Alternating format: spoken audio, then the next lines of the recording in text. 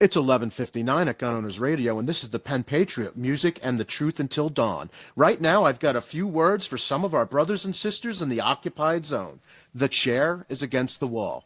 The chair is against the wall. John has a long mustache. John has a long mustache. It's 12 o'clock, Americans, and another day closer to victory. And for all of you out there on or behind American lines, this is your song.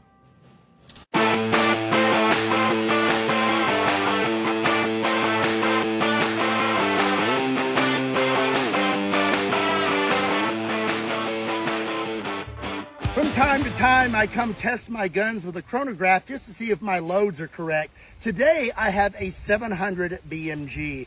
This is a 50 BMG case with a 700 nitro bullet. That's a 1,000 grain bullet. And today, I'm hoping that the velocities on this are close to 2,200 to 2,400 feet per second. We're gonna find out. Big old round. This is gonna kick the snot out of me. Oh. Okay, here we go.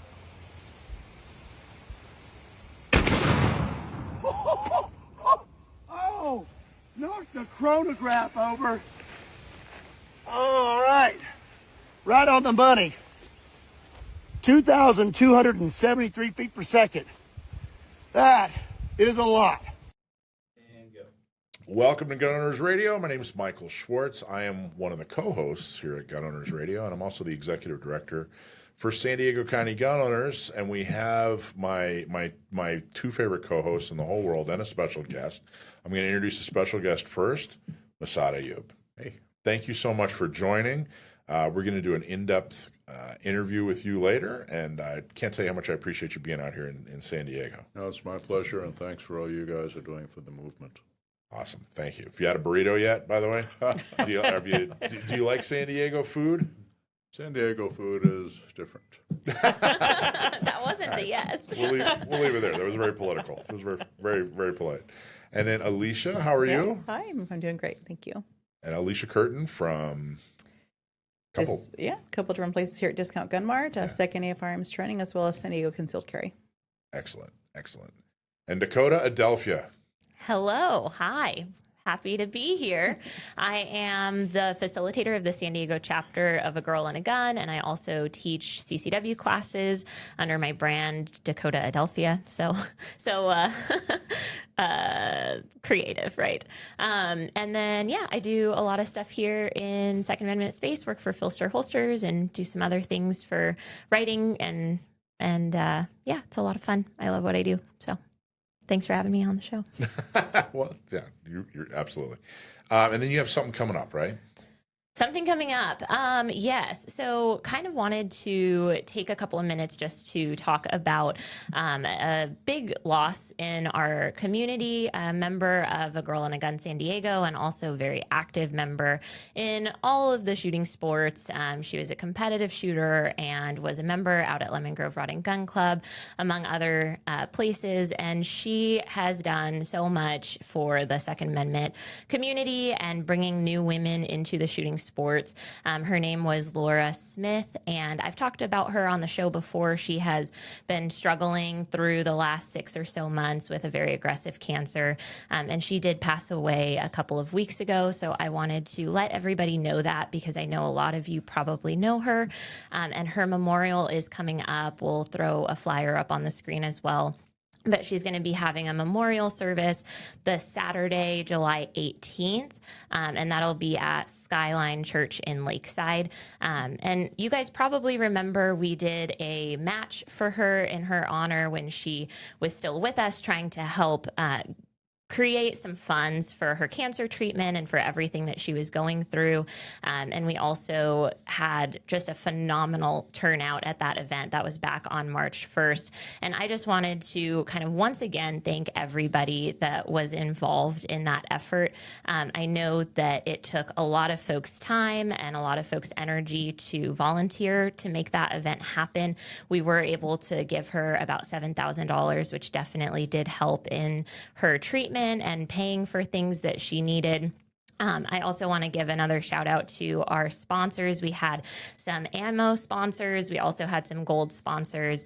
We had Tri-Tactical in El Cajon. We had LAX Ammo, Capstone Construction, Filster Holsters, Spec Ops Water. And I want to give a huge shout out to Lemon Grove Rod and Gun Club for letting us host the event there. They did not charge us for the space, and that is one of the big reasons why we were able to give both Laura and Denise, that was also getting funds from this event. We were able to give them both so much money because we didn't have to pay for the space. And that's something that I really appreciate, and I know that they did as well. So for anyone who knew Laura, I hope I see you at Skyline on July 18th. She definitely left a big mark on a lot of people. I think what you guys did for Laura was amazing, and I'm sorry that she passed. And my very best to her friends and loved ones, and very special thanks to everybody that helped with the event to support them both. So I thought that was awesome. Thank you, Dakota. That was really amazing. Okay, gun cleaning class on July 29th. Alicia, is that you? Are you? That is myself as well as Desi. Correct. Okay. Yep. What do you talk about? What do you guys do? So we're going to be running a course. You know, a lot of people we advocate for purchasing a firearm, getting your CCW, right, getting training, all the things.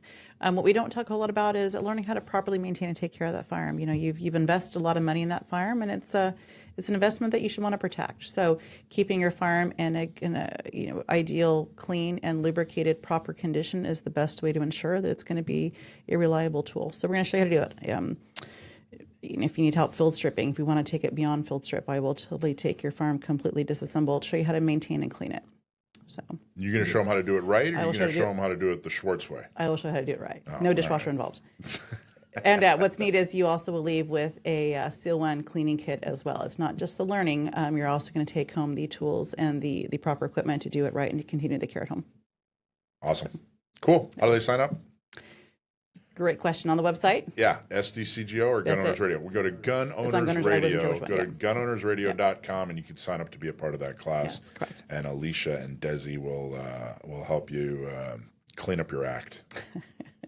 So awesome. Okay, well, there you go. Without further ado, okay, so we're going to talk about a bunch of stuff here today. We're going to try to stump my nephew. We have a couple of great interviews, one with Dwight Settle from Seal 1, and of course, Massad Ayoob, and all kinds of cool stuff. So stick with us, and thanks for watching, and tell your friends. Gun Owners Radio.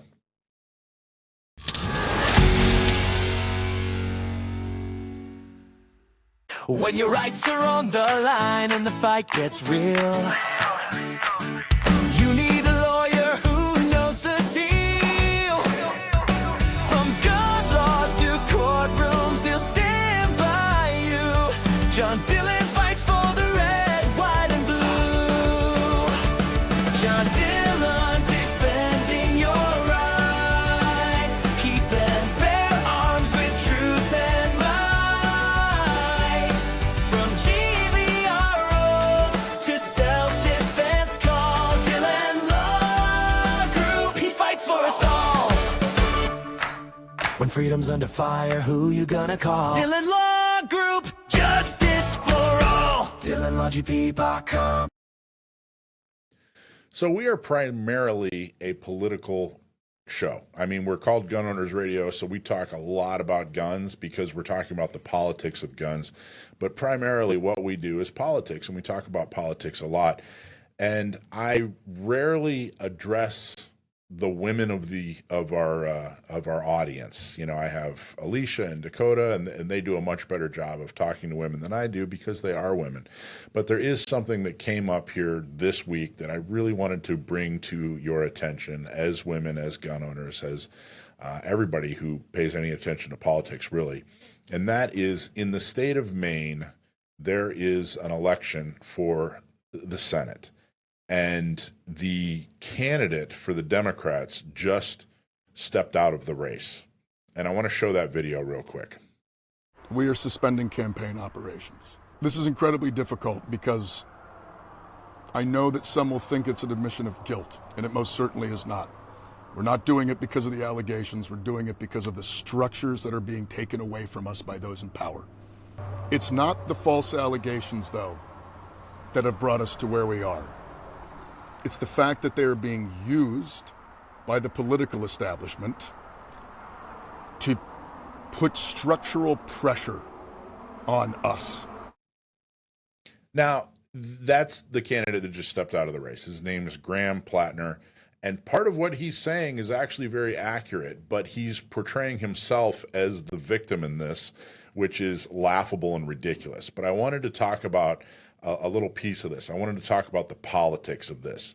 Now, he was recruited to run by people who were purposely looking for somebody to win in Maine, which is kind of a purple state, because they wanted to take back control of the Senate. So they picked this guy to run. They vetted him. The people who picked him admitted they vetted him, actually professionally vetted him. Looked into his history, saw some of the things that eventually took him out of the running to be the next senator of Maine, but continued to support him, continued to put him in front. And I don't mean this wasn't some grassroots support campaign where this guy had no chance of winning. He had elected officials from Washington, D.C. come into Maine, support him, and say, yeah, this is our guy. Now, in his past, this is somebody who has been accused of domestic violence. He's been accused of violence against women. He's been actually accused of sexually assaulting somebody. He also has a tattoo that is Nazi related on his chest. Just let that sink in for a second. They looked at this guy and said, okay, yeah, you know what? He's got some accusations against him. Okay, yeah, fine. He's got this Nazi tattoo. But we're still going to run him. We're still going to run him for U.S. Senate. Now, you may be wondering, well, gee, they must be running him against somebody that's just absolutely horrible. They must be running him, for him to be accused of violence against women and have a Nazi tattoo. They must be running him against some old, white, stodgy, racist bigot or whatever, right? No, they're running him against a woman. Her name is Susan Collins. And she is the most milquetoast, middle-of-the-road woman who has a long history of supporting women's issues. In fact, going against her party and not towing the line when it comes to women's issues. So in order to do things, in order to take back the Senate and, fight for the rights of women and the downtrodden or whatever, they picked a guy with a Nazi tattoo who's being accused of sexual assault to run against a middle-of-the-road woman who's always support women's rights and is basically, like I said, the most middle-of-the-road politician you can possibly think of. And they didn't drop support because of his viewpoints. They dropped support because all this finally came out and voters said, forget it, we're not voting for this clown. This is ridiculous. So when he says the part about like, hey, I'm not admitting guilt, okay, fine, you're not admitting guilt, but he's dropping the race because the machine is working against him. He's actually right. But I need you to understand that the same people, this same machine that is trying to take away your gun rights, this same machine that's saying, hey, we don't want to give protection to your kids. We don't want guns to be able to protect your kids. We don't want women to have the ability to protect themselves when they go outside of the home. They're not responsible enough. Guns are too dangerous. Those same people, they're the ones that helped pick this guy who's accused of sexual assault, who's accused of domestic violence, who has a Nazi tattoo on his chest. They're the ones that picked that guy and supported him and ran him until voters finally said, forget it. Not because of his views, but because you, the voter, finally said, this is just too much. We don't care how much the Senate will change if this guy gets in. In fact, we're afraid of how much the Senate will change if this guy gets in. I just need you to understand that's the machine. That's the game that's being played. That's politics. And, if you're loyal to a party, whether it's the red party or the blue party or whatever, you have to be loyal to principles because your party's not. And the Democratic Party today is not your grandfather's Democratic Party. And they proved beyond a shadow of a doubt in this case that they don't care about your principles. They don't have any of their own. And it's all just about politics.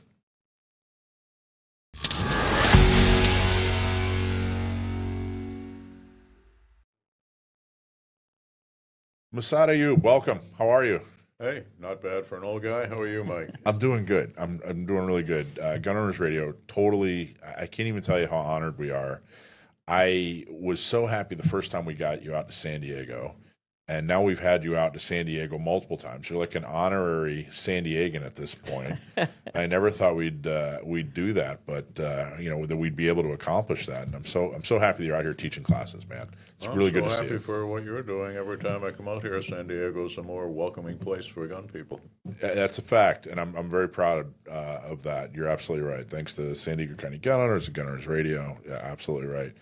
What does there really does seem to be a lot going on with guns, with Second Amendment, Supreme Court cases, people getting elected, the Department of Justice, memos, lawsuits, you name it. There's more activity right now than ever has been. And you've seen a lot of decades of inactivity or wishing and praying and hoping, and boom, it all seems to be here now. It seems like we're going through an era, and we're going to look back, and I don't know when this era is going to end. 5 years, 10 years, tomorrow, don't know. But it seems like we're going to look back at this as an era of good things when it comes to Second Amendment. What excites you the most about it, or what are you looking forward to the most, or what are your impressions? I'm looking forward to the Supreme Court finally doing what they did in Wolford. They put the stake in the heart of the vampire rule. Yeah. And hopefully, finally, they'll do the same with the assault weapon bullshit. It really does. It is silly. It's just ridiculous, the fact that they're still arguing. And I guess an Illinois law was just upheld. An Illinois assault weapons law was still just upheld. When you and I look at the cases that have come out since Heller, it seems pretty obvious already that these assault weapons bans are not constitutional, are clearly against what the court intends. Why do you feel that it has to even happen? Why does an assault weapons case have to even go to the Supreme Court? The history of so-called gun control is the history of simply an empty shell. The semi-automatic weapons, for example, the armed citizens in America had semi-automatic rifles long before the United States government adopted them for our military.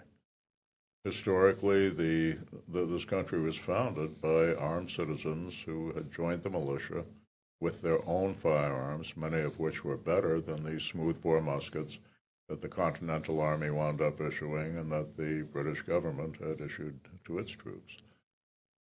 Now, we fast forward to where we are now and claim that, a gun that holds more than 10 cartridges is somehow a danger to the public, which, in all the empty symbolism, loses sight of the fact that criminals don't obey the laws. You have criminals who will violate the highest laws of mankind and of religion since the dawn of civilization. They murder, they kidnap, they rape and pillage. But we'll stop all that by putting in a chicken shit law that says you can't rape and pillage with more than 10 rounds. Yeah. The criminals, by definition, are lawbreakers. Giving them another lesser law to break is not going to do a damn thing to stop their depredations.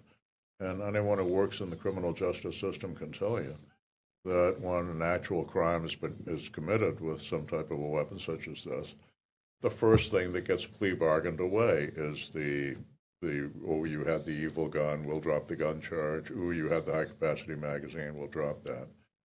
And the only people who end up suffering are the potential victims who have less efficient weaponry with which to fight back and protect themselves, their loved ones, and those within the mantle of their protection. One point that I don't think is made or even understood enough and widely enough is you were saying that a lot of the militia, a lot of people that joined the Continental Army brought their own firearms, and those firearms were actually more effective than the muskets. And you hear the anti-gunners go, oh well, gee, when the Second Amendment was written, all they had were these muskets. No, that's not all they had. In fact, your average hunter had a very effective firearm that was rifled, and did a much better job when they did join to fight against the British, considering the tactics.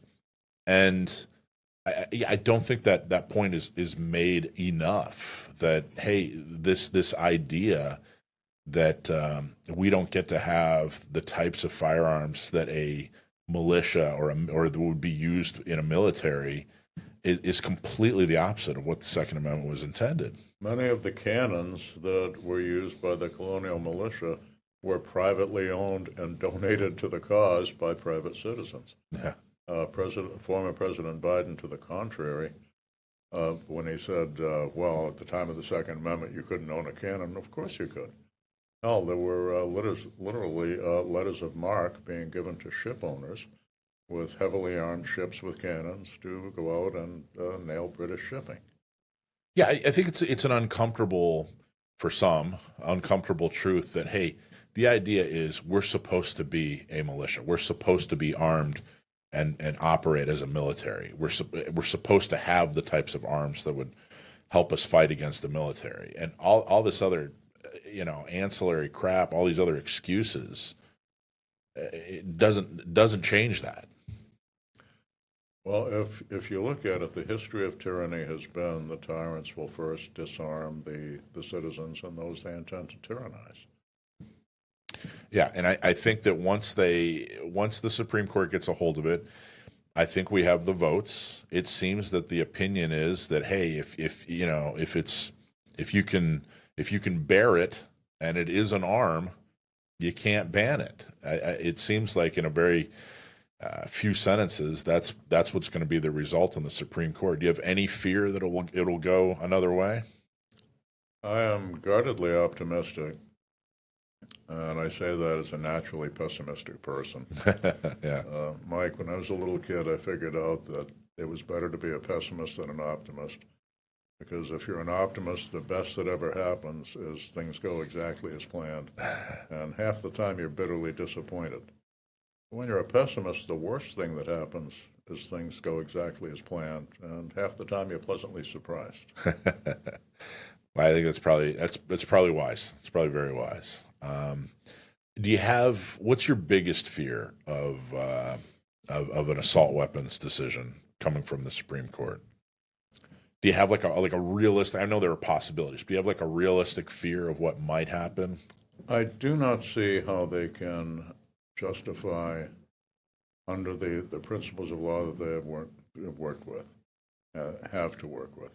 I do not see how they could justify banning the ownership of a semi-automatic weapon or of magazines that hold more than 10 rounds. Yeah, I think the magazine, a lot of people are asking, well, what about magazines? What about magazines? Of course, here in California, we have the Duncan. Yeah, the Duncan case. Yeah, CRPA. Yep. I think that I just don't see how they can address an assault weapons ban issue without also talking about magazines, because it really is they're kind of hand in glove. Do you anticipate the magazine issue being resolved as well?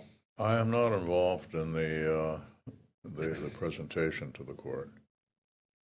I certainly hope. I can't imagine our side not presenting that. So yeah, so it'll probably get resolved. Well, the whole concept of the firearm and self-defense is the concept of the equalizer. That it allows the lone victim to fight off the gang, if you will. Mm-hmm. This means, naturally, capacity.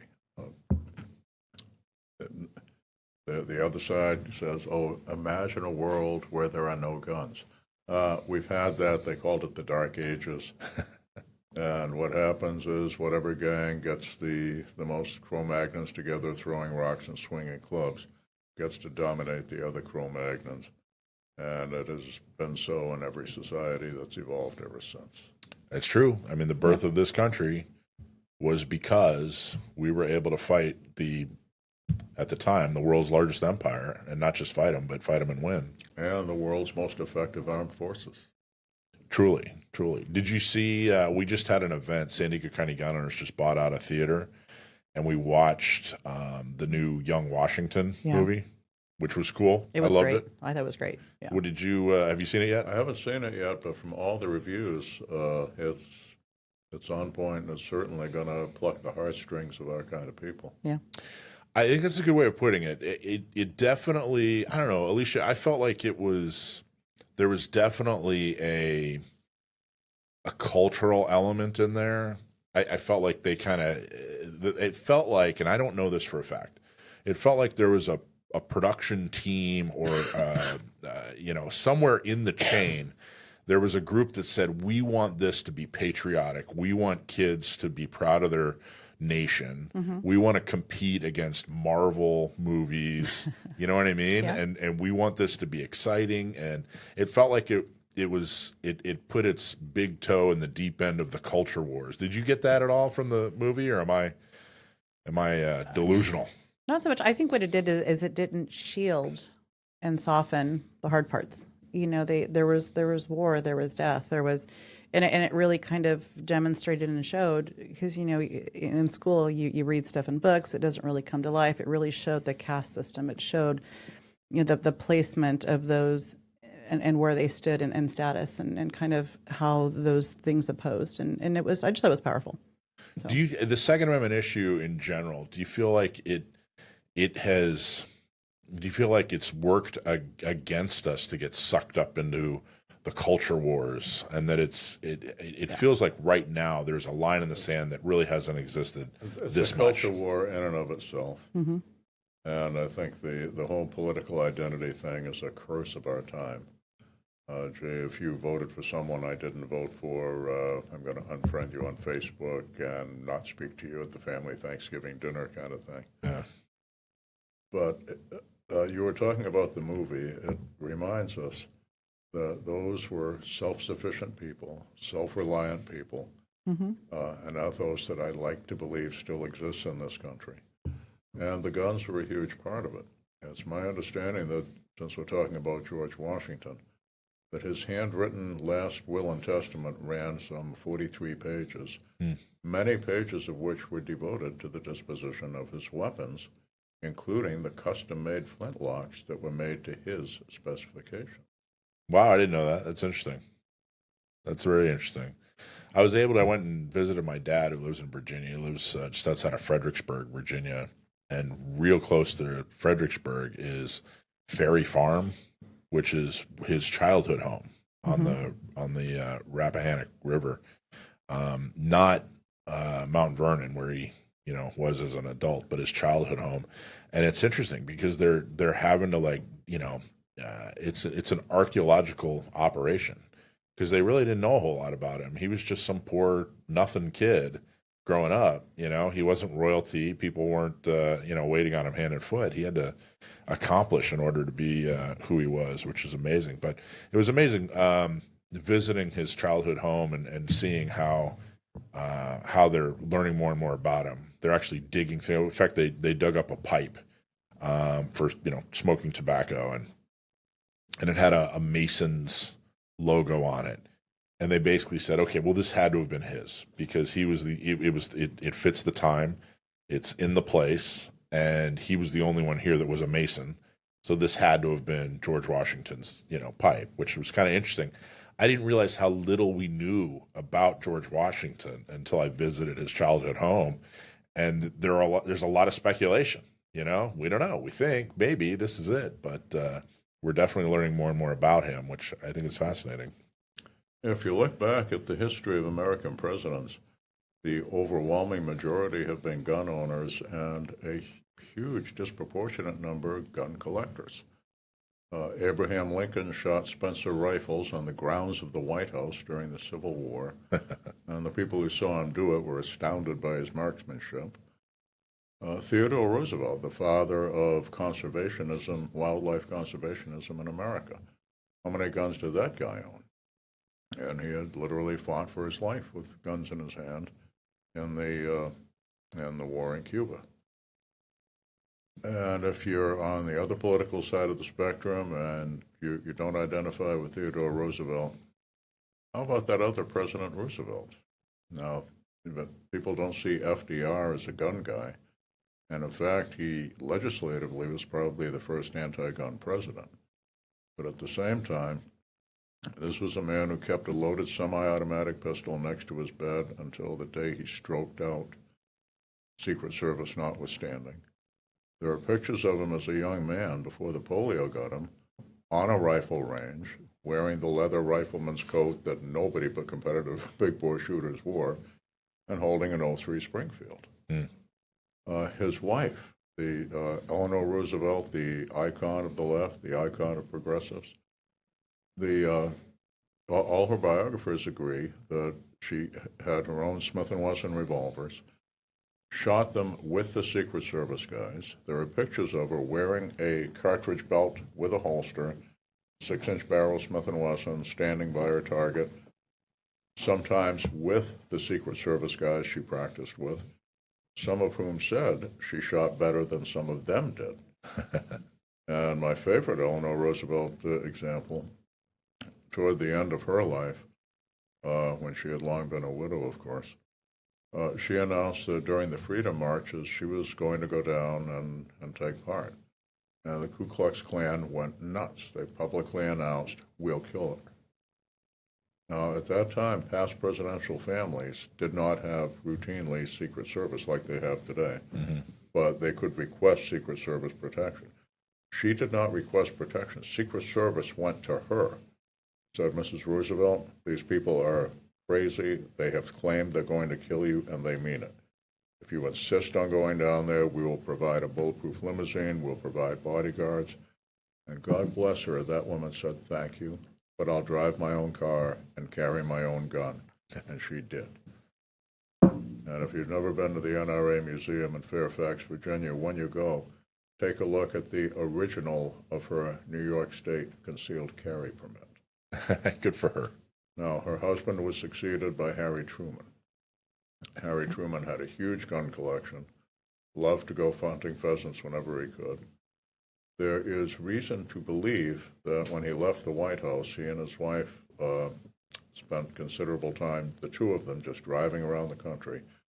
He was the last president to leave before there was perpetual post-presidential Secret Service protection. The two of them alone, no guards. There's reason to believe he carried with him a Smith & Wesson Chief Special. He was followed, of course, by Dwight Eisenhower. Now, people see Dwight Eisenhower, if anybody said, what was his hobby, you'd say golf, and it was his number one hobby. His number two hobby was hunting pheasants. And the man had a tremendous collection of super-grade Winchester Model 21 shotguns. Nobody sees him as a pistol packer. But one of his biographers asked him, about the time when he was president of Columbia University, between when Eisenhower literally led the free war to victory over the Nazis and the early 50s when he ascended to the White House. And he had been president of Columbia University in New York City. And he told one of the biographers, I believe I'm quoting word for word, "When I was president of Columbia, I never set foot in the streets of New York City without my old service revolver," for which he had a concealed carry permit issued by the New York City Police Department. Now, old service revolver, people, the gun people picture a 1917 Smith & Wesson .45 this big. What did he carry it in a briefcase? The issue guns for general officers during his period, they had a choice of 3 Colts. The Colt Pocket Model 32 Auto, the same gun, the 1908 version, and caliber .380. And for those who preferred a revolver, the 2-inch barreled Colt Detective Special .38. Eisenhower had chosen the .38. There is a duplicate of it, 1 digit off on the serial number, at the Springfield Armory Museum in Springfield, Massachusetts to this day. And along with it, his holster, turns out he was an early adopter of appendix inside the waistband carry. Nice. So as we look back, Jack Kennedy, who everyone cites him as a victim of gun violence. He was a victim of political violence, but I digress. He had one hell of a collection of Colts and Winchesters. He had been pivotal in the adoption of the M16 rifle. And moving on, Ronald Reagan. Before Ronald Reagan was even governor of California, hell, before he was an actor, there was an incident when he was a young man when he heard a woman screaming outside his apartment building. Looks out, sees she's being attacked by a man, ran downstairs with a 1911 pistol and chased the guy off. There's reason to believe he was bluffing with an empty gun because he couldn't afford cartridges for it at the time. He may also have carried a Smith & Wesson Model 60 in his own briefcase when he went to Moscow, Secret Service protection again notwithstanding. And all the way up through the Bush family. Today we have a president, whether you like him or not, who is the only presidential candidate in this country's history to stand in front of a TV camera, look in the camera, and say, "I carry a gun." Yeah. And Yep. he had a concealed carry license from New York City, which billionaires can get a whole lot more easily Right. than other New Yorkers, listing an HK-45 pistol and a Smith & Wesson 38. Yeah, and I got to tell you, one of the things I don't think gets enough. It doesn't get enough conversation, doesn't get enough praise, is the fact that his DOJ set up a Second Amendment department in the civil rights division, or basically are treating it as the civil right it is, and saying, hey, look, we're going to sue on this thing. If gun owners aren't allowed in places, that's a violation of their civil rights. We have this department in the DOJ that's a civil rights division. We're going to sue, and they're putting their money where their mouth is. They're suing California, and I think it's fantastic. I think this is everything we've been. I can't tell you how happy I am to see that. Yeah, it sends a strong message. It's effective. I think they're going to be effective, getting rid of this, quote unquote Glock ban in California. But just the fact that it's happening, I'm not sure any other administration has really truly treated the Second Amendment and gun ownership as a out and out civil right before the Trump administration. And is the guy perfect? Nobody's perfect. But man, what a move that is.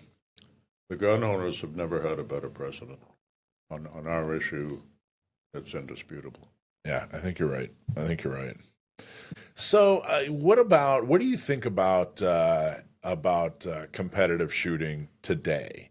And what I mean by that is there's some growing criticism that people that are doing competitive shooting aren't really training. They're just playing a game. They're gaming the system, and it's not really giving you real world experience with your firearm. And what are your thoughts on that? I disagree. You just have to have the right perspective on it. Guys like Cirillo and Bill Allard from the New York City Stakeout Squad, the modern gunfighters, by and large, supported competitive shooting. And the reason is the element of pressure. Yeah. You can be on the range by yourself, shooting thousands of rounds, with nobody watching. You're the only one who's going to be disappointed. When you've got your friends, you've got your peers watching you, and there's a bunch of cameras on you, you get the "this is it" factor. Yeah. And shooting under pressure tends to become the norm. And what Cirillo said, and others have said, and I've absolutely got to agree with, if shooting under pressure has become the norm, when the time comes that you have to do it, the shooting part takes care of itself, and it leaves your conscious mind free to make the decision, do I really have to shoot this SOB?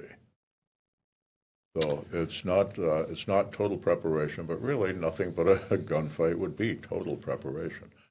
But for the stress element, yeah, absolutely. Yeah, I can't think of another way to simulate or train for actual stress. And you might go to a competition and there might be 20, 30 people out there, and maybe half of them are just out there being competitive and playing a game. That doesn't mean you have to. I think that anybody can go out to a competition and make it as useful to their journey in shooting as they want to. But I just can't think of any other way to trigger the adrenaline and get rid of the pucker factor. I totally agree, and we've seen that again and again. High-level competitors who later had to fight with a gun in their hand for real. all said it made the gun part easy. The gun part was autopilot. That I was confident throughout the whole thing. I was believing I was going to win, and I did win. Yeah, makes sense. That makes sense.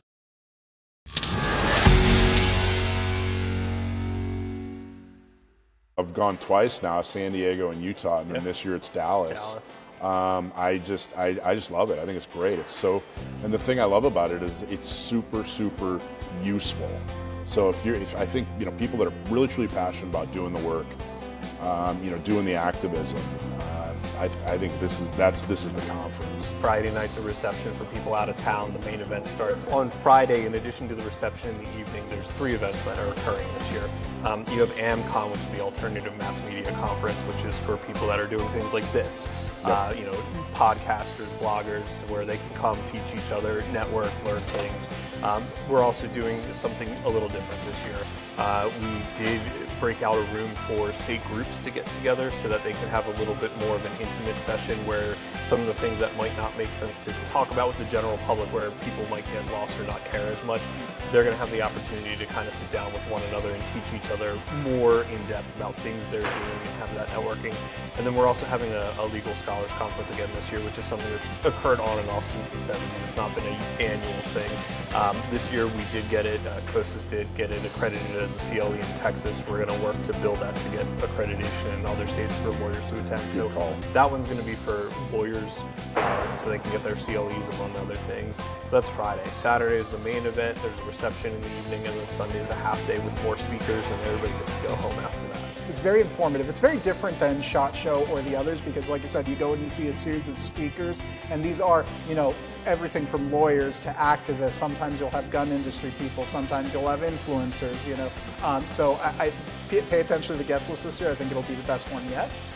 We'll have hopefully some, maybe even some people from Washington. We'll have to see if we get lucky on that front. GRPC is great for networking too as well. If you want to meet people in the field, not just the industry and not just the activists, but people actually making a difference, it's a great place to be.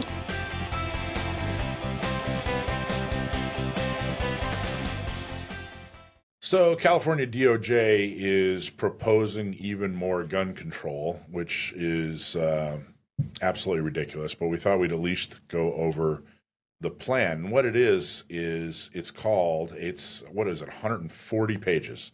And it's called a strategic plan to sustain California's record progress against gun violence. And we're just going to go over part 2, which is 140 pages.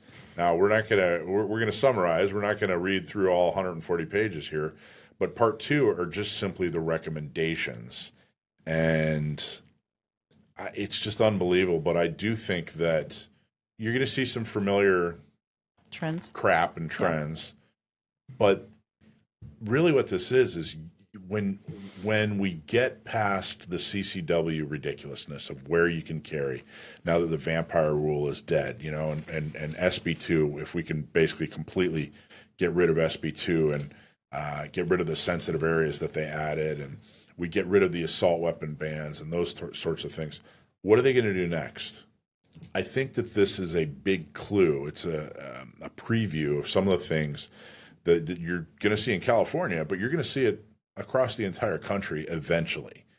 So if you're wondering, hey, what are they going to do next? I think this is a good preview. I think they're basically showing their hand and saying, hey, this is what we're going to do next, because this Second Amendment fight is not, there's no end.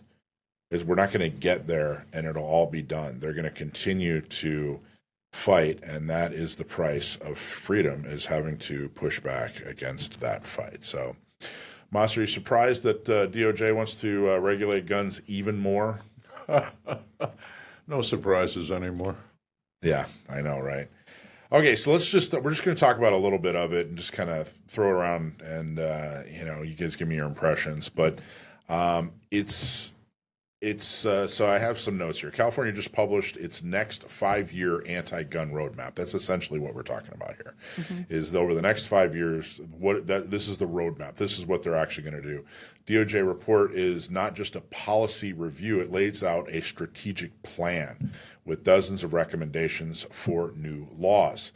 expanded enforcement, more funding, school programs, grant making, DOJ capacity, and future restrictions. This is a preview of what Sacramento is going to do and then what the other 49 states are going to follow. And we've seen that time and time again. I think that people don't heed the warning, and then something like Virginia happens. But here it is. They're basically showing us, hey, this is exactly what we're going to do. First thing is, the state wants much more money for gun control. So the report calls for significantly increased funding for gun violence prevention programs, including doubling the Cal VIP grants to at least $110 million.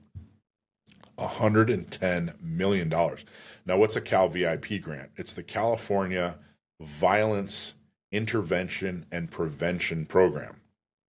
It's a state-funded awards-designed system to reduce community gun violence, homicides, and retaliatory actions in neighborhoods disproportionately affected by violent crimes. In essence, what it is, it's the state of California saying, hey, if you helped us get elected and you're saying that you can stop gun violence, we have a portion of $110 million that we force taxpayers to give us, and we're now going to give it to you. That's essentially what it is. So if you ever wondered, like, well, hey, where do they get these groups that send out these flyers and give messaging or whatever? Well, it's coming out of your pocket. It's your tax dollars at work, and it just gets granted back to them. California already created a new tax on gun and ammunition purchases through AB 28, but the report admits the tax is bringing in far less than projected. That means gun owners were taxed, the revenue target was missed, and now the state wants even more money to expand the same machine.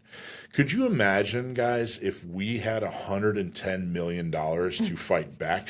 Could you imagine if we had half of that just to fight back? It's crazy.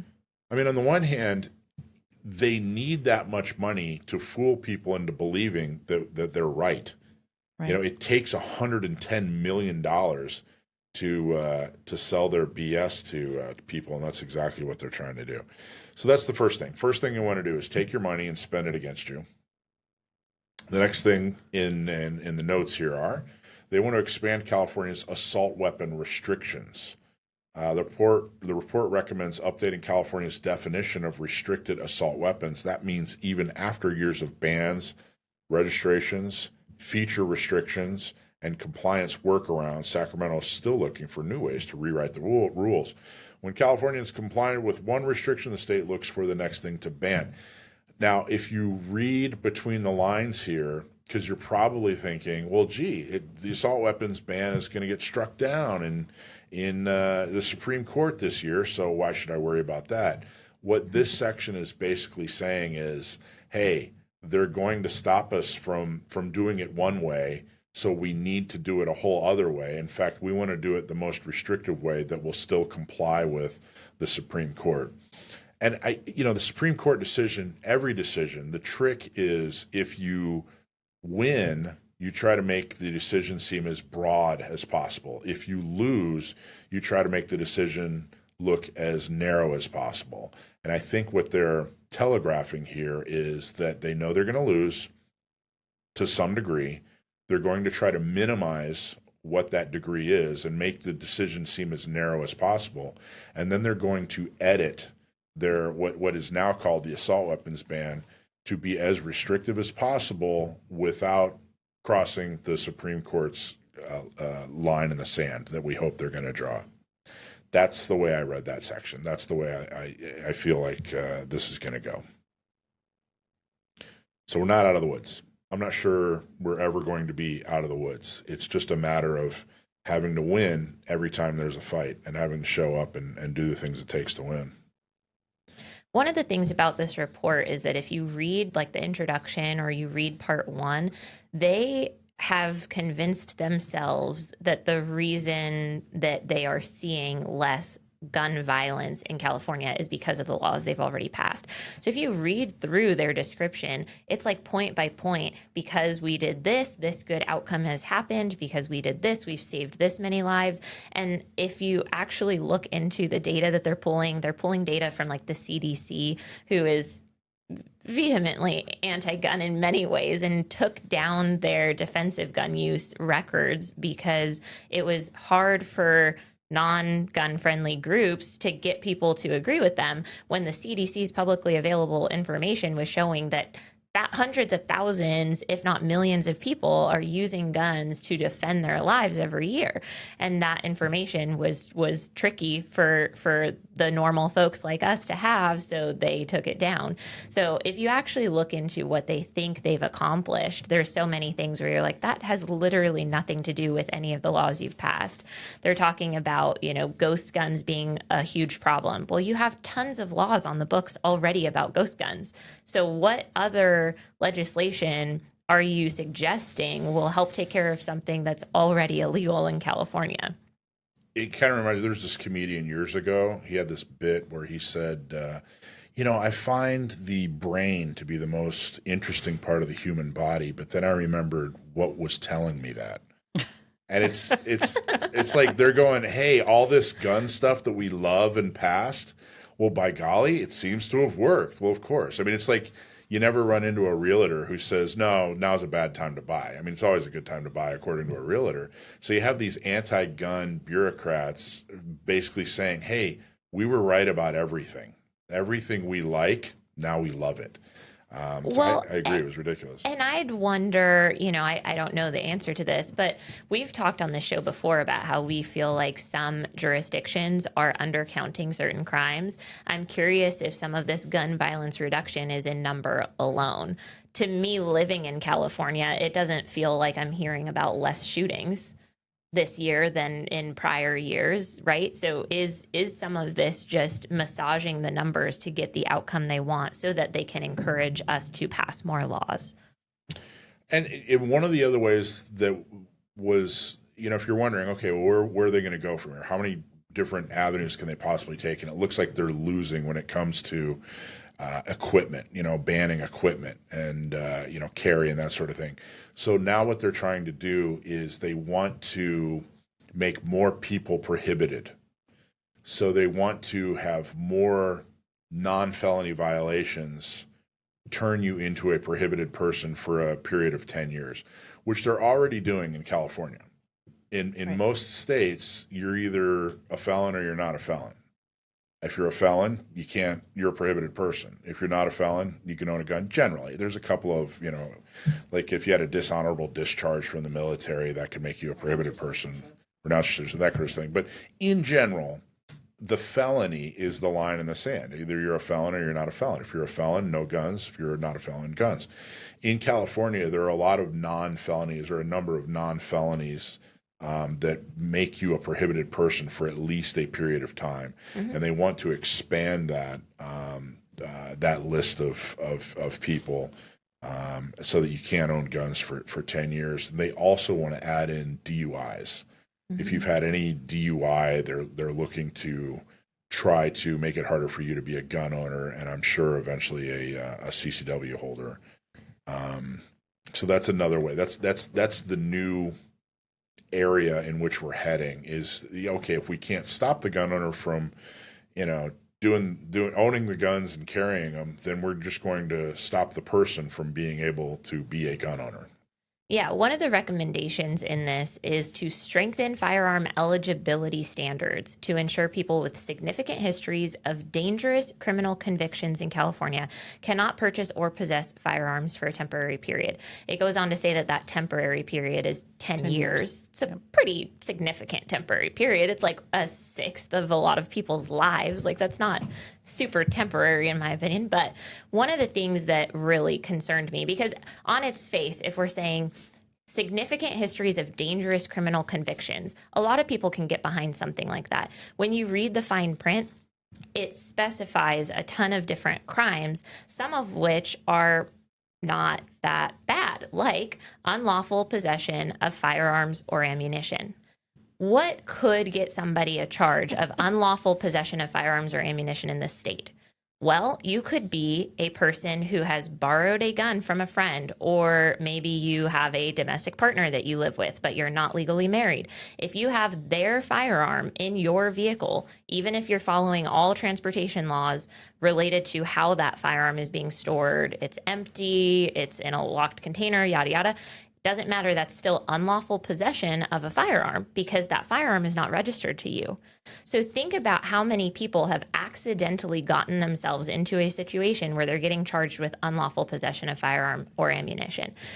There are so many innocent, law-abiding folks who just did not know that that was against the rules, because in every other place, maybe they lived in Texas before, they lived in any other normal state, they are used to sharing guns, transferring guns back and forth to each other on the way to the range. Oh, you're going to take those guns in your car, I'll take these guns in my car. Not realizing that that could literally get them prohibited from owning or possessing a firearm for 10 years in California. It's exactly right. So then that's an example of them going after, like, those people aren't criminals. No. They've broken a law, but that they're not career criminals. And that's what they're trying to do. They're trying to expand the number of people who are now going to be prohibited. They're not trying to stop crime. No. But in your example, if they take guns away from that person for 10 years, you haven't made society safer. No, and the other crimes that they're listing, you're like, okay, I can kind of get behind that, right? Criminal threats of violence against sensitive locations, right? So basically, if you're threatening to shoot up a school, hate crimes, okay, protective order violations. Like, a lot of folks are like, kind of nodding along as they read this list. You get to unlawful possession of firearms or ammunition. That's just kind of thrown in there. And a lot of people don't realize how many folks are getting charged with that as the top crime. It's not like, okay, they're also drug traffickers and now we're going to also get them for these other like lower level firearms and ammo offenses. In the state of California, people are getting charged with that as like the primary complaint for that person. That should never happen. There should be no primary complaint of unlawful possession of a firearm, because possession of a firearm is a right. And most people who don't live here aren't aware that our laws are so draconian on this. I'll tell you, I run courses for a diversion program. I just had one just this past week. And essentially every person in class this go around, their charge that put them into diversion was exactly the thing you're talking about. Whether, one of them moved from a different state and didn't register here, didn't know he had to. Things like that, people that mistakenly are stepping over and don't know. They don't know what they don't know, and they're getting into trouble. And that's exactly what this is going to hurt. So there are a couple of things they talked about that I think are, if we're being honest, that the majority of people out there would probably support. And part of it is they don't fully understand. Part of it is they think it sounds like a good idea if it were happening in a vacuum, or if it was executed perfectly and no one was inadvertently caught up in it, maybe it's not such a bad idea. But anyway, the two things they talked about that are kind of, they feel Trojan horsey, is GVROs, gun violence restraining orders, or protective orders in general. They want to expand GVROs. They want to expand protection orders. And when I say expand it, I mean they want to use them more. They want to be able to use them on more people.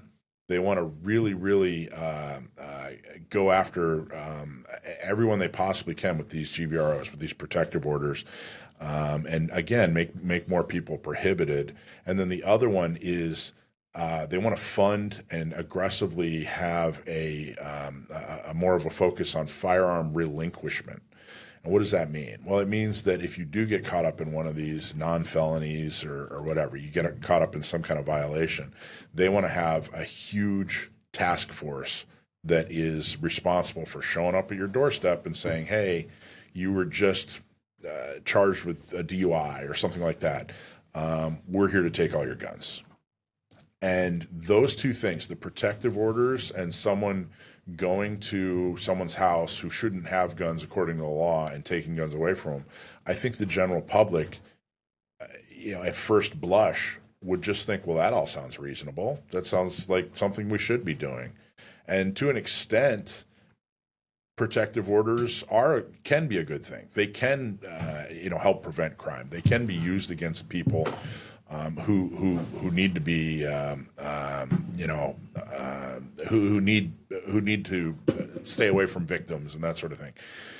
And if you have lost your rights, if you did do something violent, if you did do something that proves that you're a dangerous person to yourself or others, then maybe the idea of taking firearms away from you is not a bad idea. But the devil is in the details. When they expand these things, they do not, and they have no interest in protecting sane, trained, law-abiding gun owners.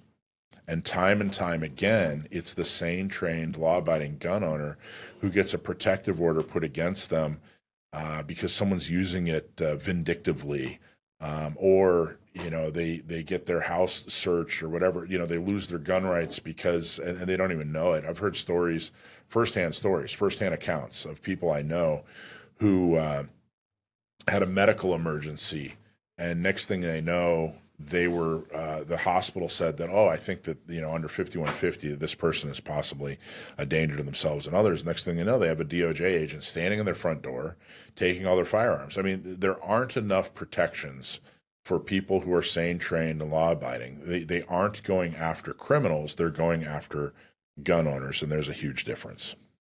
Yeah, I think another piece of this whole puzzle, and something that I think about a lot, is if we are letting folks who have, felonies, who maybe have committed consistent crimes over time related to firearm offenses, if we're letting them back out, what part of us as a society is saying, yes, this person, after 7 different firearm related felonies, we're going to let them back out and they're not going to commit an 8th? That is something we need to look inside of ourselves. Like, why are we so forgiving as a society? Why do we accept light sentences? Why don't we, have a big problem with judges who are letting people back out without serving an appropriate sentence? And I think, one of the pieces in this strategic plan is that they want our background check process to be better. So this is what they're proposing.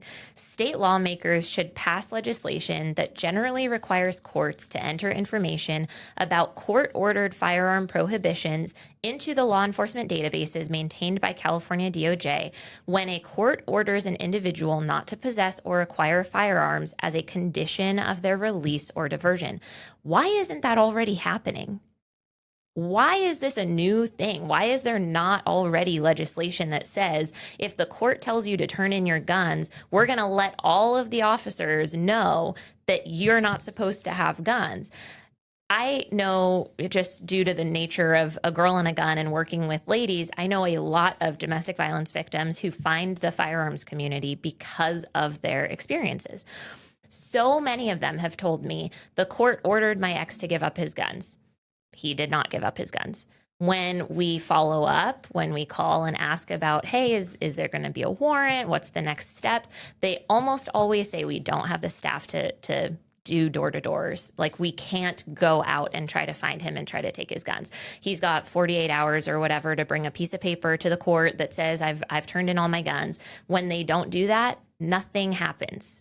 Nothing happens. That guy still has his guns, and unfortunately sometimes takes those guns to then commit violence against the victim that had already done all the paperwork, had done everything right, and the court system is letting these victims down. And that happens all too often. So it's kind of funny. They throw that in on page 13 under step 10-F, and it's like, okay, why is this 10F? Why aren't we already going after the people who are criminals, who have been convicted, and getting their guns from them? That seems to be a very reasonable way to minimize gun violence.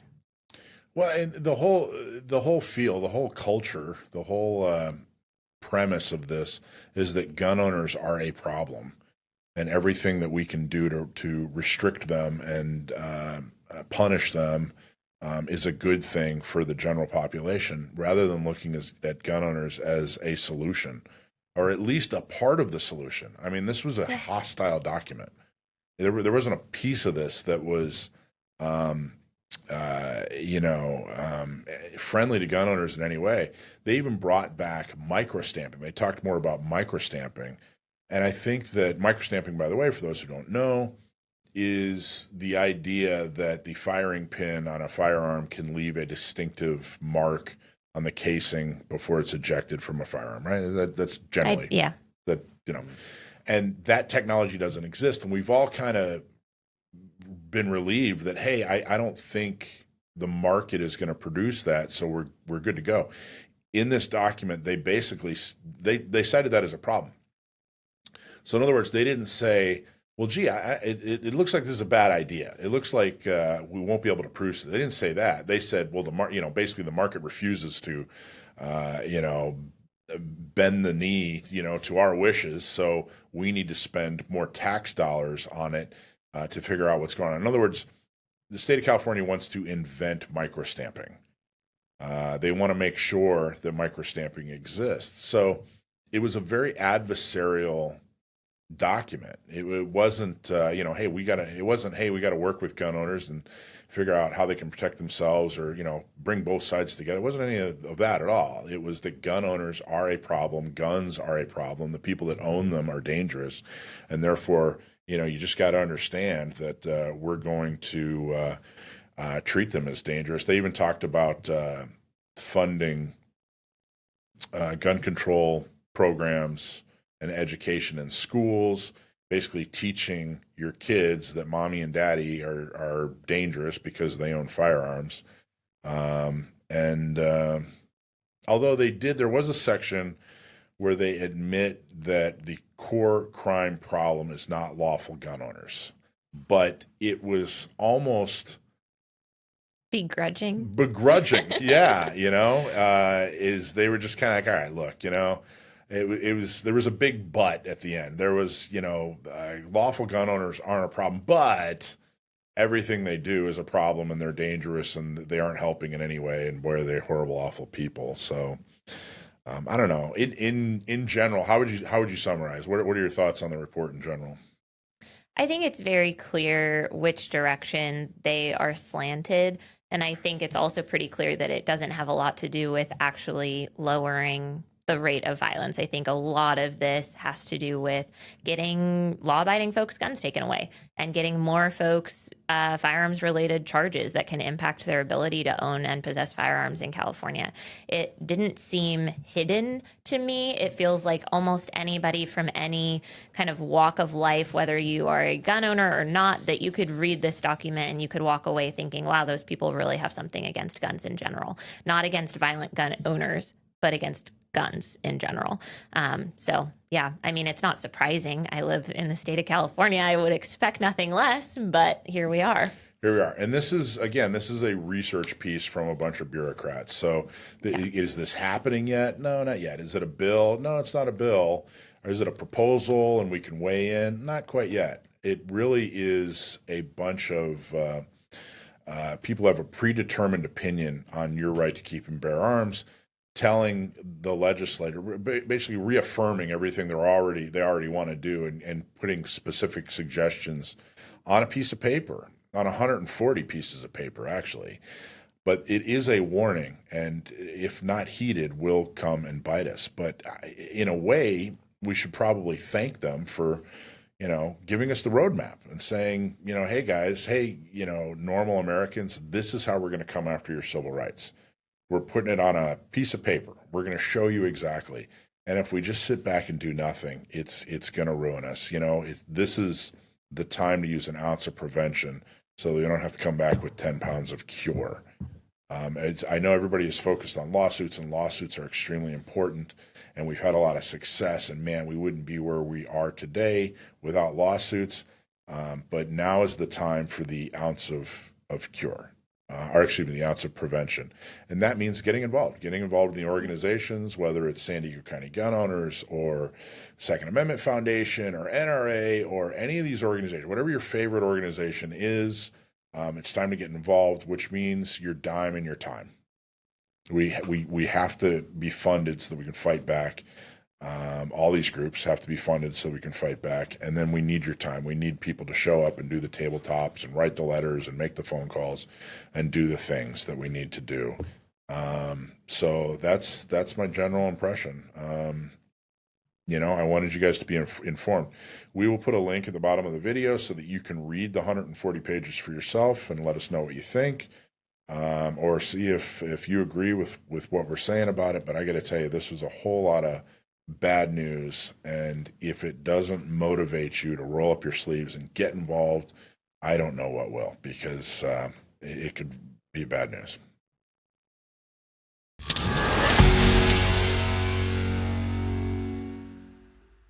How many times have you been in a situation where you feel like you're not quite safe, but drawing your gun and having it in your hand is not a reasonable solution to your problem? That's why I carry palm pepper spray. It's so discreet you can carry it in your hand no matter where you are, and no one will give you a second look. It's also proven to be effective against lots and lots of different types of threats, including things like dogs. Not all of us think about what we would need to use pepper spray against, but I don't want to get my hands in the middle of a dog fight, and I don't think you do either. Palm pepper spray, versatile, small to carry, easy to conceal, and effective. Carry palm. So one of the products we talk a lot about on Gun Owners Radio, because we love it so much, is Seal One. It is a cleaner and a lubricant, and the company Seal One has been absolutely wonderful to Gun Owners Radio and San Diego County gun owners. And today we have the pleasure of having a special guest, Dwight Settle from Seal One, to talk a little bit about Seal One, but then we're going to talk about something special too that you guys are doing, right? Yes. Well, thank you for being on the show. Well, thanks for having me. It's always a pleasure to be with you guys. And thanks for all the support you do. I really, truly am just touched and honored that you roll up your sleeves and get involved. Seal One, you guys do things to financially help us, but you personally do things to, help our programs. You attend our shooting socials and our dinners and all that other good stuff, and really make it happen. And I really appreciate you. Well, thanks. It's you go through life helping others. That's kind of what it's supposed to be, right? Supposed to be, yeah. Some don't. Some Right. don't go through life helping others. But Yeah, you have a long history of service in your life. Yes, yeah. I just I believe in helping others. A hand up, not a handout. Now, what does that mean to you? What does it mean? What's the difference? Or Well, how do you see the difference? it's kind of like the old saying. You teach a man to fish, he'll eat for life. You give a man a fish, he eats a meal. Yeah.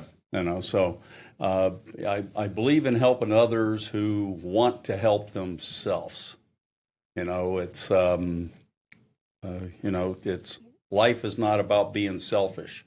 I mean, look, there's times I've been selfish in my life. I mean, we all have at times, but I think being able to help others as much as you can should. I think that's what Jesus wanted us to do.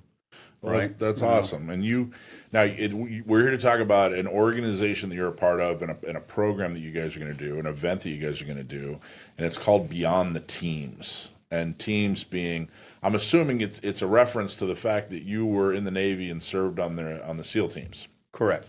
And so the charity is it a bunch of SEALs, or what's the connection? Yes, that's how it started. So Beyond the Teams began. Its origins really started about 15 years ago when the founder, Mike Charbonnet's, and he was in the teams with me. Mm-hmm. He was a couple of years ahead of me. I think most of the guys there, they were in class 98. I was in class 104. And so Mike's two sons followed him into the Navy and into the teams. Well, his oldest son, David, had a parachute accident when he was at SEAL Team 1, and he's a paraplegic. Mm. So David Charbonnet, you could look at kind of what he's doing right now.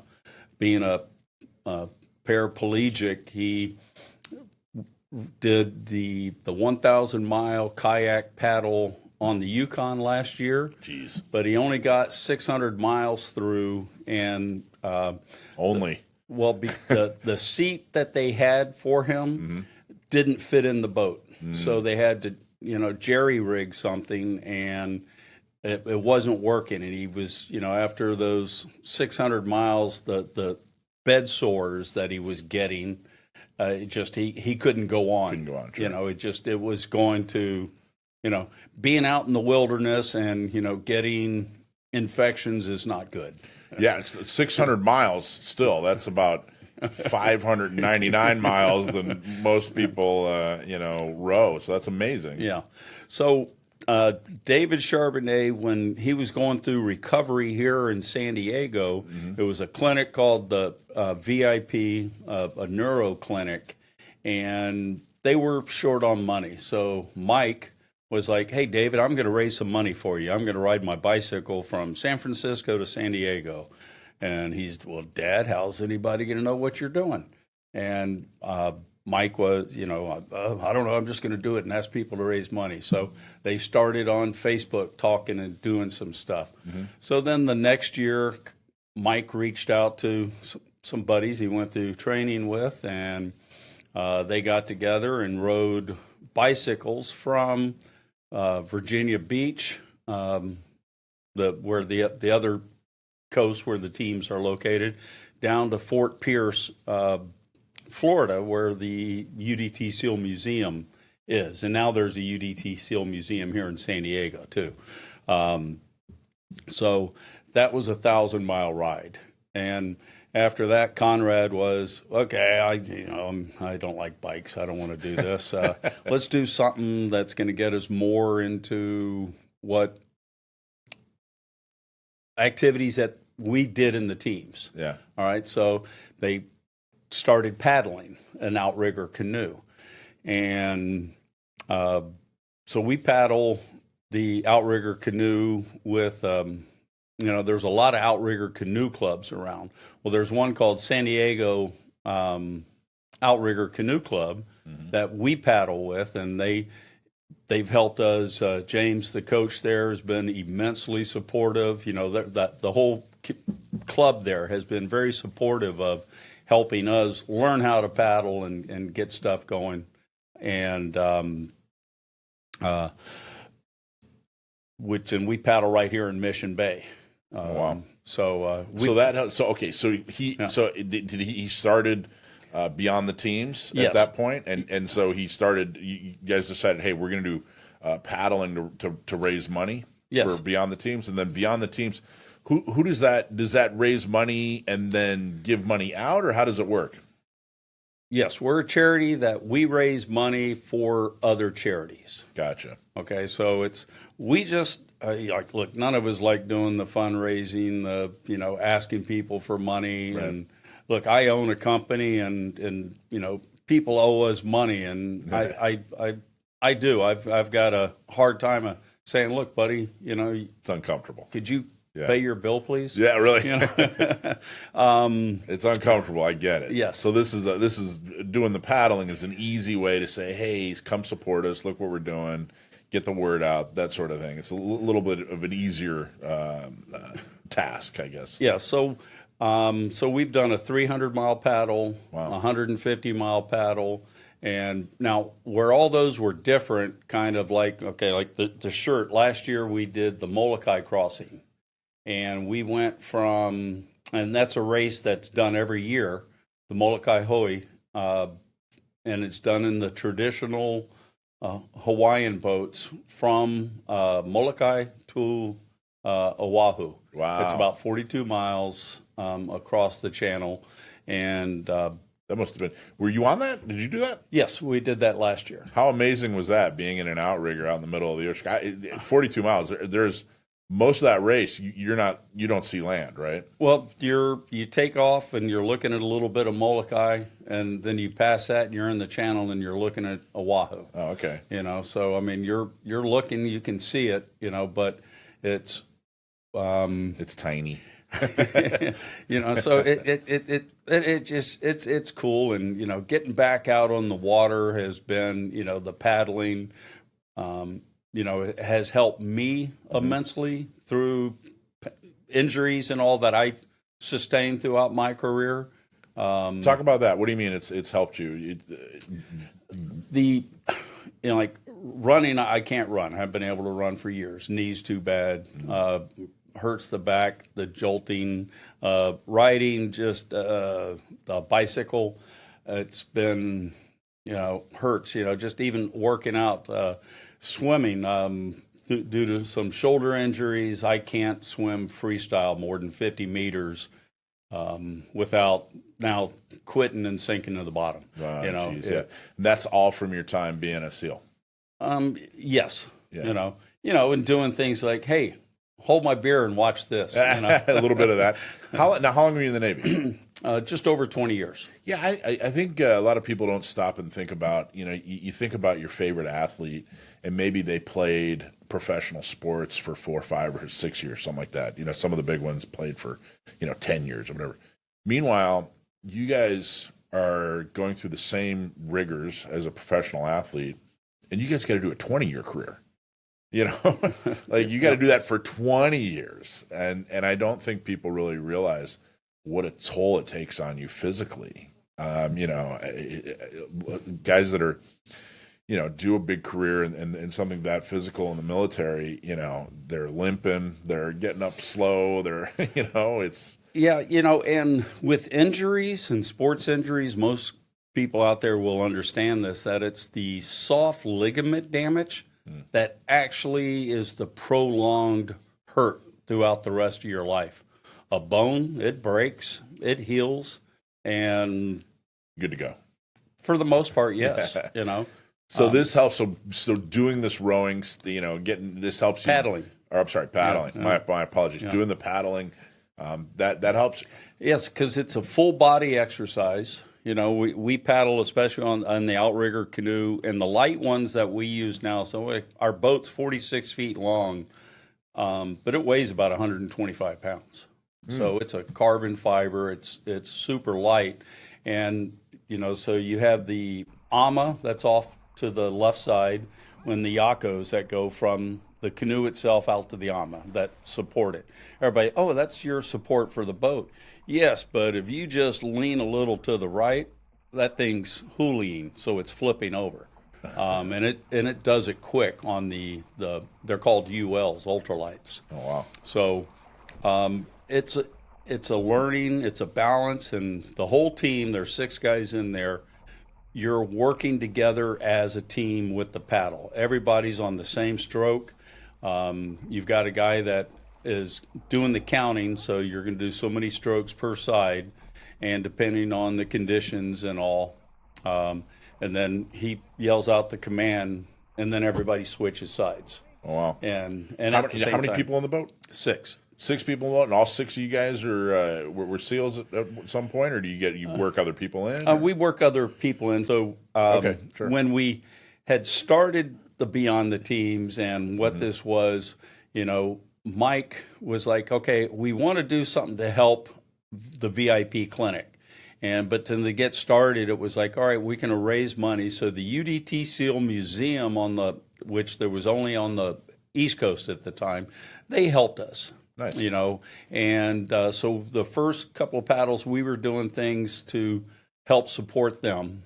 And their Trident House charities, their K9 program. So everything we're doing, we try to. It's typically been first responder or veteran first responder centric is kind of where we believe, and we want to help charities that are small and starting out. The big charities that are rolling along and get money coming in, they don't need help. They've got their big donors and they're coming in every year. So we're wanting to help little charities. Nice. So each year we try to do something a little different. How do you get? You just sit around and say, "I think we're going to help these guys this year," or is there a grant process, or how does that work? It's kind of ones that are close to our heart. We talk and Sure. we got something. Let's do that. Then we look into it and go, okay, yeah, this is legit. Let's help them out. Nice. And so each year we try to do something a little. We want to keep challenging ourselves also. You know, so the Beyond the Teams was the name came up with to say, you know, hey guys, there's stuff we can still do and work with each other since we're not in the teams anymore and we're not the young guys, but you know, we can still do stuff together, that there is life beyond the teams. There you go. And our motto is we're at our best when we're helping others be their best. Wow. Well, what's something? So you know, these extreme activities that you've done and continue to do. I mean, a 46-mile paddle is, you know, something else. What do people not understand or would be surprised to hear when it comes to doing these extreme sports, extreme activities, that sort of thing? Well, like this one that's coming up that we're going to do, we're kind of going. Man, are we nuts?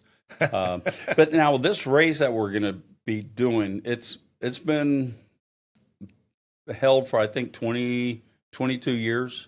It's called the MR 340. It's the Missouri River 340-mile paddle from Kansas City to St. Louis, all on the Missouri River.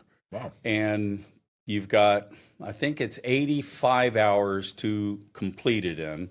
And there's stops, check-in points that you have to hit on the way to make it. I think the record is like 33 and a half hours that somebody did it solo. On the Missouri, so they're not all using outriggers. No, most of them are, it's usually a canoe, They're in a kayak. canoe or a kayak. Yeah. And you guys are doing the outrigger? Or what do We're you guys doing the outrigger. That's it. Do you think you'll be the only ones on the Missouri River in an outrigger, or no? It's pretty common. No, it's especially a six-man is not common. It's not common. No. Okay, I was going to say, yeah. So we had heard that there was another outrigger that was going to be on the river, but now it's not. So I think we will be the only six-man outrigger in this race at this time. And so the river, I think it's been canceled a couple of times through its history due to weather. You know, the thunderstorms and tornadoes that typically, come through this time of year through the middle of the country. Yeah, they right? keep us all in San Diego.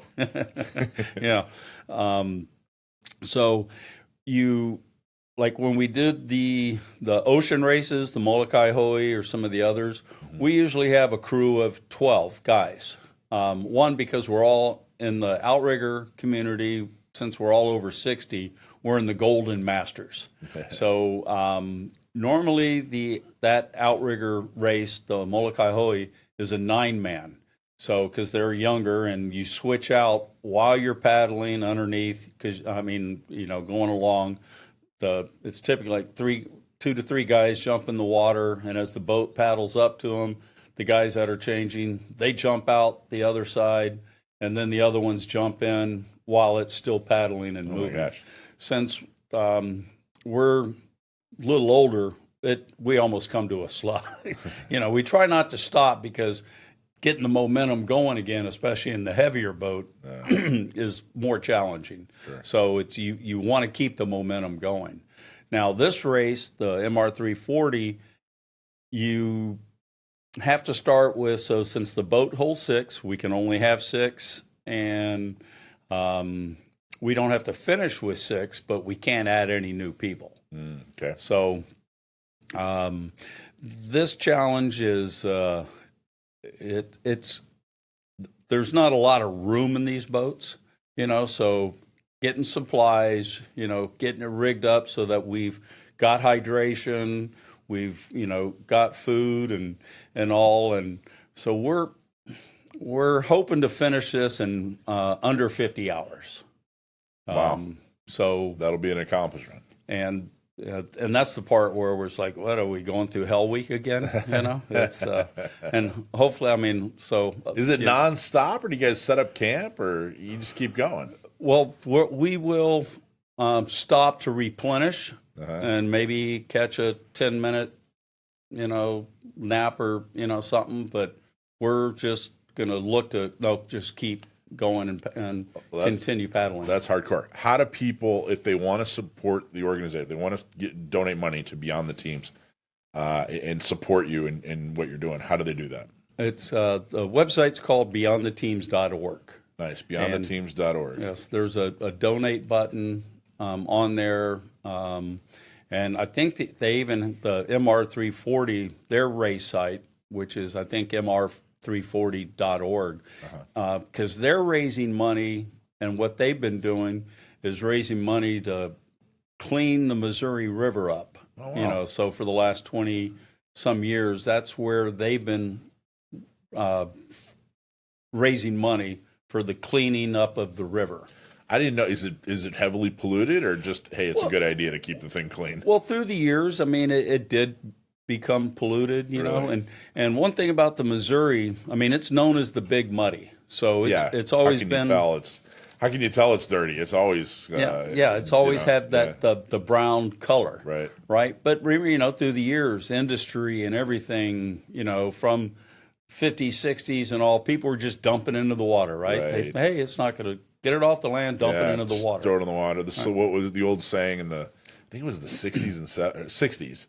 The old saying was the solution to pollution was dilution. Yes. So the more water you added to pollution, the better. So all right, well that's cool. That's good. So they're gonna clean it up. The proceeds from this race help that. Yes. And then you guys are gonna raise money and support other charities. Yeah. So a charity that we're helping this year. It's called Camp David, and it is a camp that is focused on helping veterans, first responders, and families of that have been through traumatic experiences and all. And it was started by a former team guy named he goes by. His name is David, but his full name is Walter David Disney, and he is related. Yes. Oh wow. But David, we called him Walt. He was in the teams. It was a few years behind me. You guys called him Walt. Yes. Yeah. Of course. Yeah.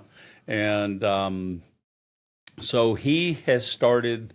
I don't want to mess it up, but I believe he is a psychologist, something where he's helping and started this camp to start helping people. That's cool. Good for him. Yeah, so since we were starting in Kansas City, and that's where his facility is, that's why we decided, hey, let's raise money for those guys. To help them and, help him keep his doors open. So are you going downriver or upriver this race? Downriver. Okay, all right. Thank God. Because God, upriver, that's even worse. That'd be almost impossible. I mean, it's and the Molokai, when I lived in Hawaii, I heard a lot about the Molokai Express, which was this I guess the current would take you.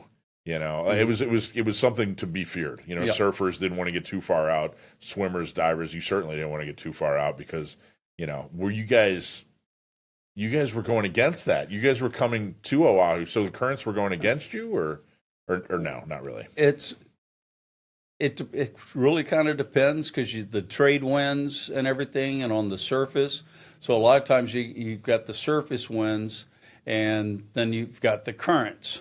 So a current and a tide, they're all different, right? So a lot of times sometimes they'll be like with each other, sometimes they're against each other. So that's the thing about the ocean, the water. The old saying, you don't mess with Mother Nature, right? And I used to teach this course, Combat Swimmer, and a line I had gotten I had taught with was the ocean is unforgiving. Never you don't turn your back on the ocean. And you don't take it for granted. Well, that's amazing. Sounds amazing in every sense of the word. What you guys are doing, the reason you're doing it. When you're out there and accomplishing after you've finished, the whole thing just sounds like it just sounds amazing. That's really really cool. Must be very rewarding, Dwight. I hope to finish up, smile, get some sleep, maybe have a beer, get some sleep, and and all, and then plan for the next one. One we want to do on the future is to paddle from Poole, England, across the channel to land at Omaha Beach. Oh, wow. That'll be 100 miles, but that'll be one that we'll be looking at. That's you're going to wear a wetsuit for that one. Probably not. Probably not? No. That sounds like a cold journey, man. That sounds like a cold journey. Yeah, so it'll probably be about the same time. Like the MR 340 coming up, it's July 27th. Yeah. And we're following in the path of Lewis and Clark. They came up the river. Yeah. And when they came back, they came down the river and staying at the same places. So the place we're taking off from there in Kansas City is called Call Point, and it's right where the Kansas and Missouri rivers meet. And then we're actually getting out in a place it's St. Charles, which is just outside St. Louis. And but some of the checkpoints and rest stops are where Lewis and Clark actually camped. That's amazing. That's awesome. Okay, so everybody go to beyondtheteams.org and donate. Help Dwight, help the organization do what they are doing. I think it's really, really amazing. Let's go to, I want to talk about your Seal One dealer pilot program.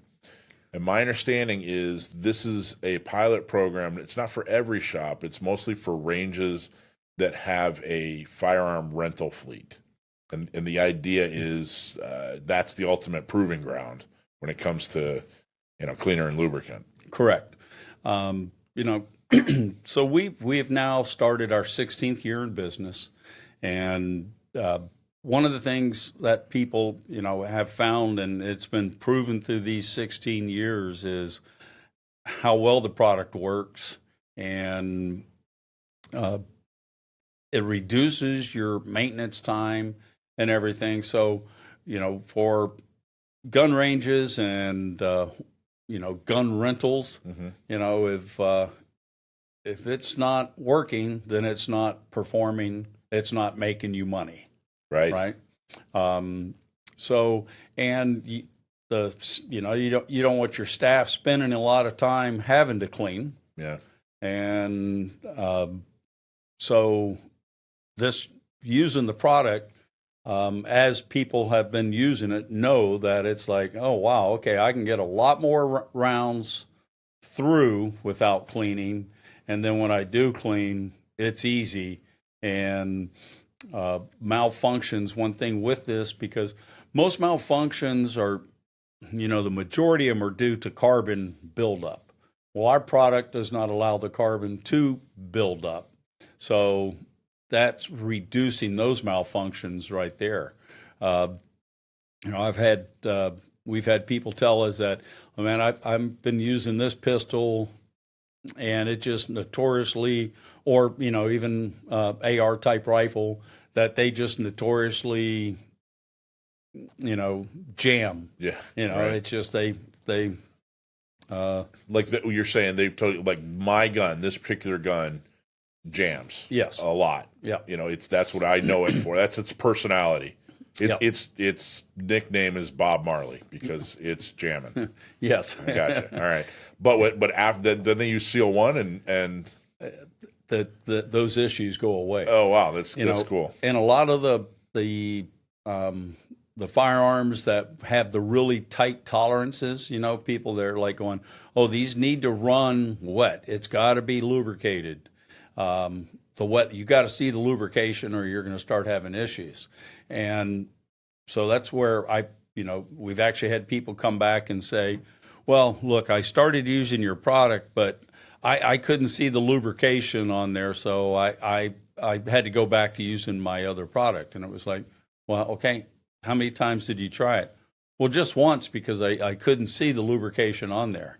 So it was like, all right, well, then you actually didn't try it. Yes, you you didn't do it right. Yeah, you didn't put it through its paces, and it's like it's kind of it's a belief, like faith is just a belief. You have faith in it, right? Right. Well, it's like, look, have faith in this product because it's going to work. I mean, we've got 16 years behind us. Yeah, and okay, so the idea is if you're a range and you have a rental fleet, you want to get a hold of Seal One for their pilot program. You want to try their Seal One on the rental fleet because you're saying, hey, it's going to reduce the number of times you have to clean. It's going to reduce malfunctions, which you never want. Usually the people that are renting a gun are new to firearms, and you don't want them experiencing a malfunction. I mean, not just so they'll have a better experience, but they're, for safety reasons, you don't want a malfunction on your rental fleet. Yeah, and you don't want to give them a filthy firearm. You don't want to give them a filthy firearm, exactly. And it's true. I've definitely talked to folks who run ranges. There are guns I decided to not buy because people who run rental fleets told me, no, that thing, it's always in the shop. It jams. So this is truly a proving ground for Seal One. And you're saying, look, we're confident. We know that this is going to be the best cleaner and lubricant you have ever used, so use it on your fleet. Is that the idea? Yes. And so the dealer pilot, the program is like, look, guys, if you want to do this, we'll send you some product for you to test. Now you can run an apples to apples comparison against what you've been using and use this. So take some of your problematic firearms and then do this and compare it to how it had been performing and the others with whatever product you have on there. And just start using it. So you'll send it. It's not. Is there a startup cost? No. If somebody wants to do this, we will send them. A couple of. Wow. I think it's sending out a couple of ounces of the paste and liquid, and and something. It's like, look, try this. Free trial. Yeah. Check it out. Yeah. I mean, I'm not giving you a year supply. Yeah. To. Yeah, but a free trial, and then once it proves itself, which you're confident it will, then hey, become a customer. That's the idea. Yes, that's awesome. All right, cool. How do people who are interested? How do they find? If you're a range, if you're running a range and have a rental fleet and want to get involved in that, how do they find you? At seal1.com. They can go on there. They can email us at info@seal1.com. Say we're interested in the dealer pilot program. We've got little things that are popping up on the website, or as I said, I mean, even if they just email info@seal1.com, we're interested in your dealer pilot program. And look, and I don't want to say this is really even just for the ranges, I mean, if a gun shop is interested and, they don't have a range, but they're interested in trying it, we'll reach out. Sure. Reach out and let's look, you guys try this. And so, like the gun rag, our pre-saturated gun cloth that we came out with, right? Yeah, which by the way was my dad's Father's Day present this year. I got him that. Yeah, I saw that. Thank you.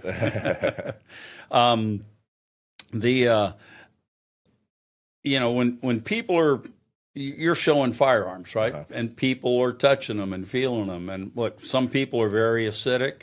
You can just touch the firearm and 5 minutes later or whatever, now it's rusted fingerprints on the firearm.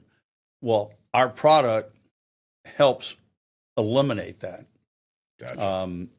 When we were, the Pennsylvania State Police have been using our product exclusively 2017, I believe it was, because it was right around 2015, 2016. They did a 16-month test program on about 10 different products so that they could determine what to use. Right. And it came down and they chose our product. Congratulations. So when I went back there and was talk with the firearm guys at their academy, one of the guys, big skeptic because he's very acidic. He goes, look, when I have to clean a firearm, he goes, well, just when I'm touching mine, I wear gloves because when I'm touching it, if I put it in the holster without a glove and I walk around throughout the day, I come back and it's rusted. So I demonstrated the use of the product, and then it was like we were going to go out for lunch and look at some other things and then come back. He went back and I was watching him. He picked up the gun and he was touching it all over, and the one we had just cleaned, and then we left. And when we came back a few hours later, he beelined it for that firearm, and I was watching, and he's picking up, he's looking it over, and I just find any fingerprints, any rust, and he was, no. Wow. He goes, I've never had that happen to me before. Beat the skeptic. Yeah. So, okay. Okay, so Seal One, info@seal1.com, and that's seal, the number 1.com. Correct. Email, check out the website. Also go to beyondtheteams.org and support. We got a lot of to-dos for you, listeners. Help Dwight out. Help him out with his charity work, and check out Seal One. I use it. I use it exclusively. I really like it. Like I said, I just bought my dad the rag and some of the cleaning products. I think it's great. So check it out. So Dwight, thank you for doing all that you do, man. I really appreciate it, and thanks for taking the time. Well, thanks. I appreciate this. Like one of the things that we do at Seal One also is, we're, as we help support you guys, but there's other charities and things that we do around the country to help, because as it's what we say at Beyond the Teams, we're at our best when we're helping others be their best. And so I don't put it on the packaging that 10% of all proceeds go to charities, because it's something that we've done from the beginning. Our first years in business, we've given more than 10% every year. I have no doubt. It's just... you guys put your money where your mouth is, and I really, truly appreciate it. I've seen it firsthand, and I got to tell you, you guys are fantastic. So check it out, seal1.com or beyondtheteams.org. Support them both. And Dwight, thank you so much. Appreciate your time, man. Thanks a lot. Good seeing you again.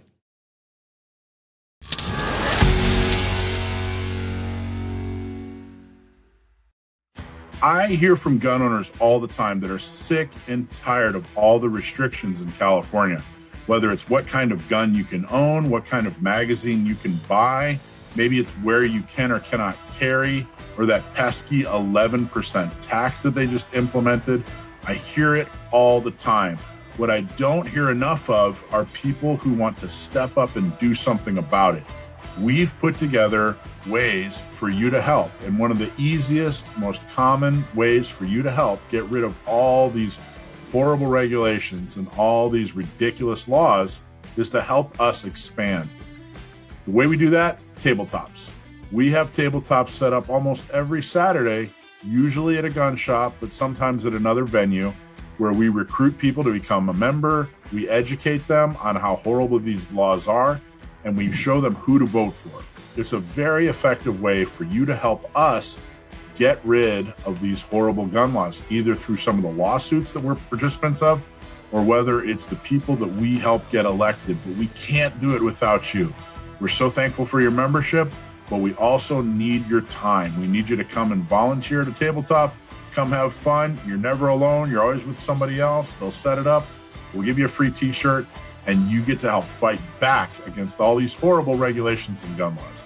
So go to sdcgo.org/volunteer, sdcgo.org/volunteer, and go help us with a tabletop at a gun shop today.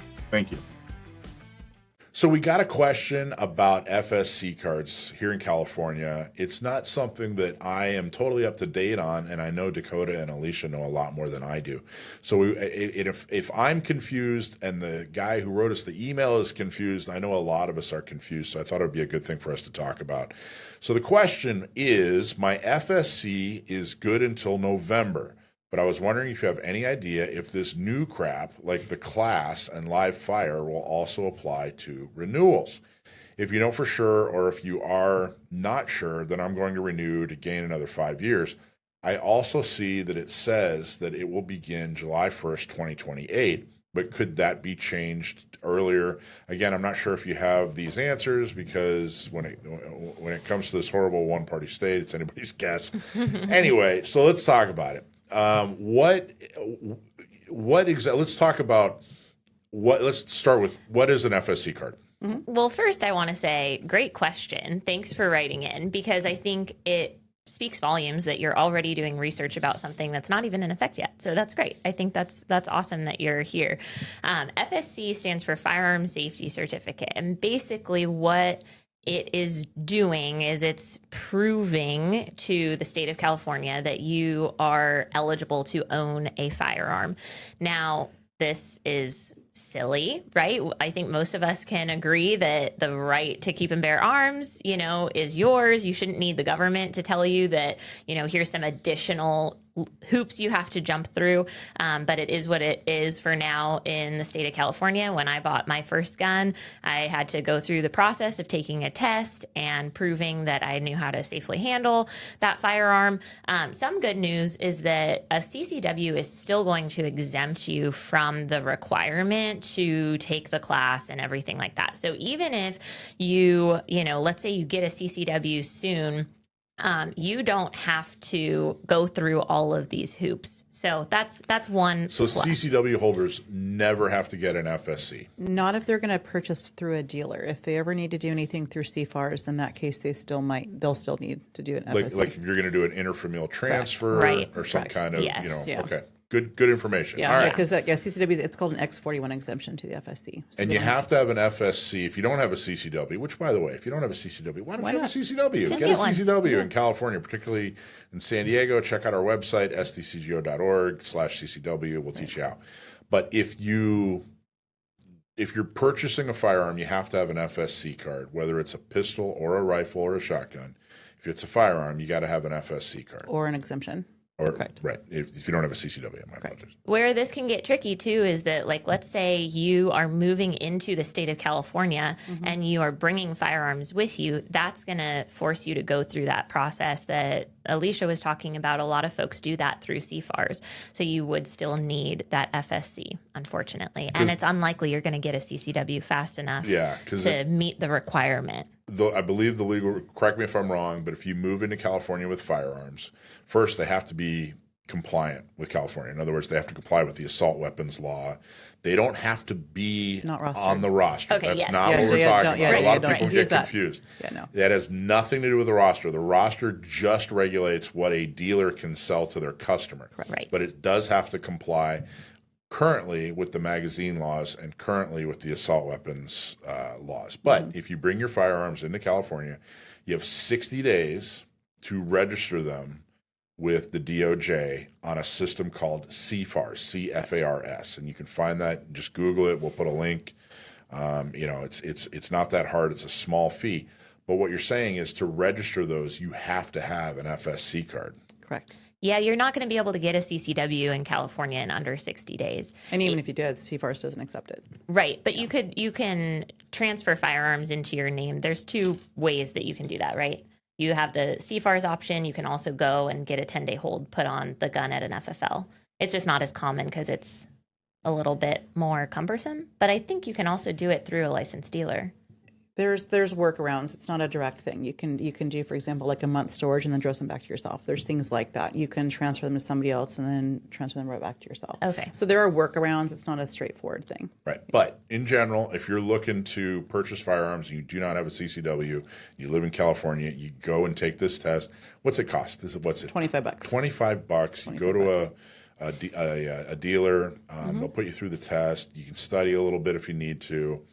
And then you get your FSC card. Now, what this person is asking, is there anything else we need to talk about as far as, it's that simple, right? Yeah. It's pretty straightforward. Yeah. So what he's asking is, there are proposals to increase the requirements for FSC cards. Correct. And this person is saying, hey, I'm up in November, what should I do? And Dakota, can you talk about what are some of the proposed changes? Yeah, so what the new requirement is trying to create is a required training class that is no less than 4 hours in length, and it also has to include at least 1 hour of live fire shooting. Now, I think a lot of folks say, like, okay, a 4 hour class, that's not that big of a deal. But I think when we're so privileged to live in like a big city with tons of ranges and tons of instructors and a lot of access to live fire facilities, but not everyone is so lucky. You could conceivably live somewhere where you don't have an instructor that can give you this class within an hour drive, or maybe even longer than that if you live way up in the mountains or out in the desert. And so, you really want to think about any sort of regulation related to the purchase of a firearm is something that we're going to be completely against. I won't speak for everybody. We're all completely against it. We're completely against the concept that you need to have training before you purchase your first firearm. Now, if you wanted to get training, we're super supportive of that. We want to help you get training. We want to, encourage you to do that, but it should not be mandated by the government. It's also going to almost ensure that there's a lot of bad training classes out there, because whenever you get the government involved, they're going to mandate certain topics that have to be discussed, and you'll have all sorts of instructors who are teaching all sorts of different things about what is required by the law. So basically, this class would have to cover federal and state laws related to possession, transportation, and storage of firearms, including transferring firearms from one person to another, the importance of secure storage to prevent unauthorized access, safe firearms handling and fundamentals of shooting, how to legally and voluntarily surrender or transfer a firearm. That one's interesting. How to voluntarily surrender a firearm. State laws pertain. That section, it just says don't. Right. If I teach that class, what is there for me to say about that? State laws pertaining to self-defense, use of force guidelines, and techniques for conflict resolution. So you would have to take this class by a firearms instructor certified by the DOJ. So similar to all of the CCW vendors, that's a requirement, a process that folks have to go through, which also, not that it's the most difficult process ever, but it definitely took some time and effort to get to the level where I could get my DOJ certification. So again, if you live out somewhere that doesn't have a huge range culture, it might be hard for you to find an eligible instructor. And then that 1 hour of live fire shooting exercises. So it does say the training course requirement doesn't apply to individuals with valid CCW permits. Valid is interesting because if you expire for 1 day, now are you in violation of not having an FSC? It's not really specific on what the gray areas are in these sorts of situations. But, it's definitely something where you would be temporarily violating this proposed legislation. And then it also says the DOJ may promulgate regulations and provide additional information for the implementation of this section. And that is why we can't answer a lot of questions folks have about this, because the DOJ hasn't told us yet. It's just a proposal. It's just a proposal. So eventually the DOJ is going to say, here's the process for how we want everybody to do this. Maybe they're going to give more, information about what they want the class to look like or what the live fire shooting exercises have to contain. There could be a lot more information that comes out about, how folks would be getting charged with crimes if they go that route.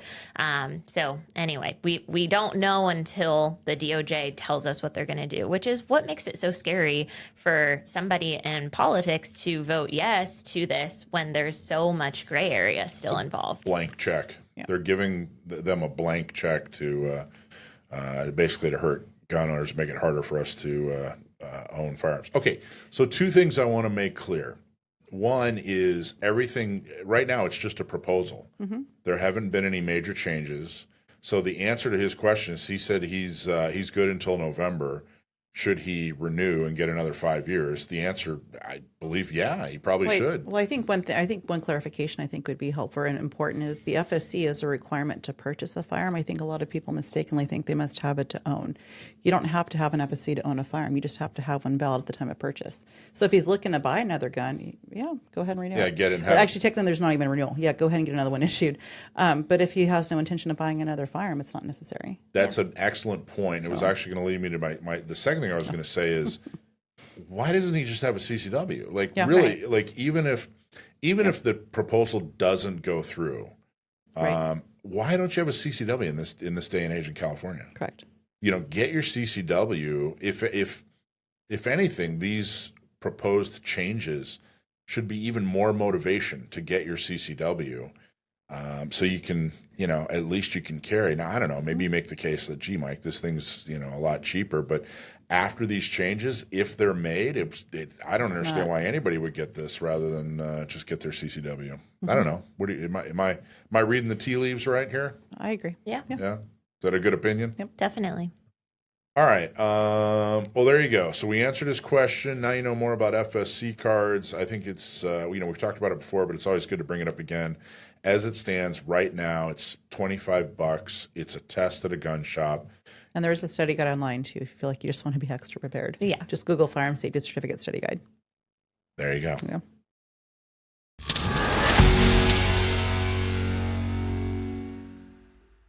If you carry a firearm or take self-defense seriously, you need to think beyond the moment you defend yourself, because the legal fight can start immediately after.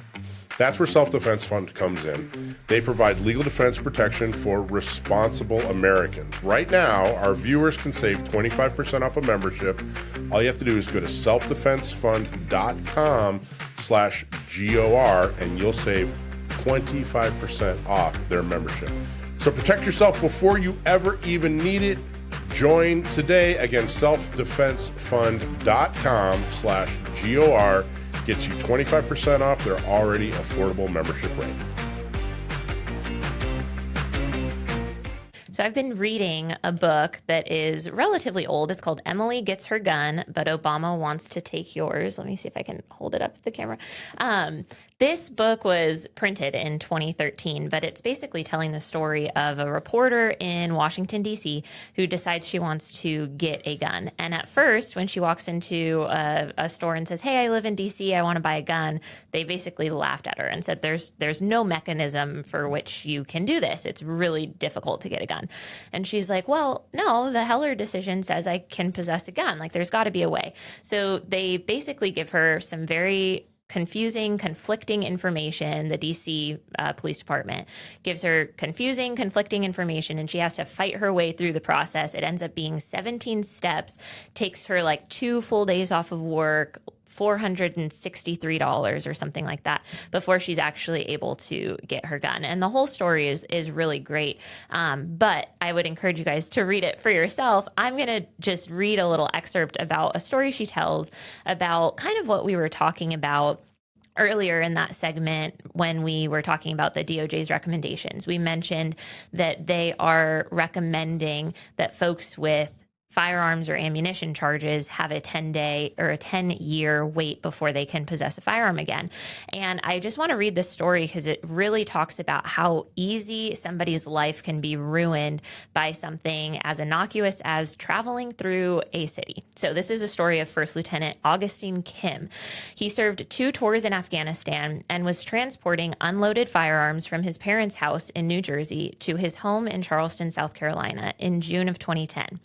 He stopped along the way in D.C. for a medical appointment at Walter Reed Army Medical Center. He was pulled over, arrested, jailed, and charged with possession of unregistered firearms.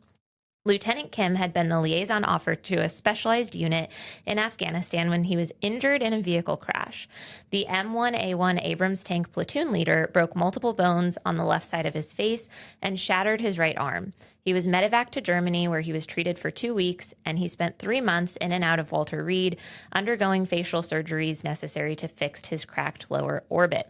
After his recovery, he wanted to bring his firearms back home. He had them temporarily stored at his parents'.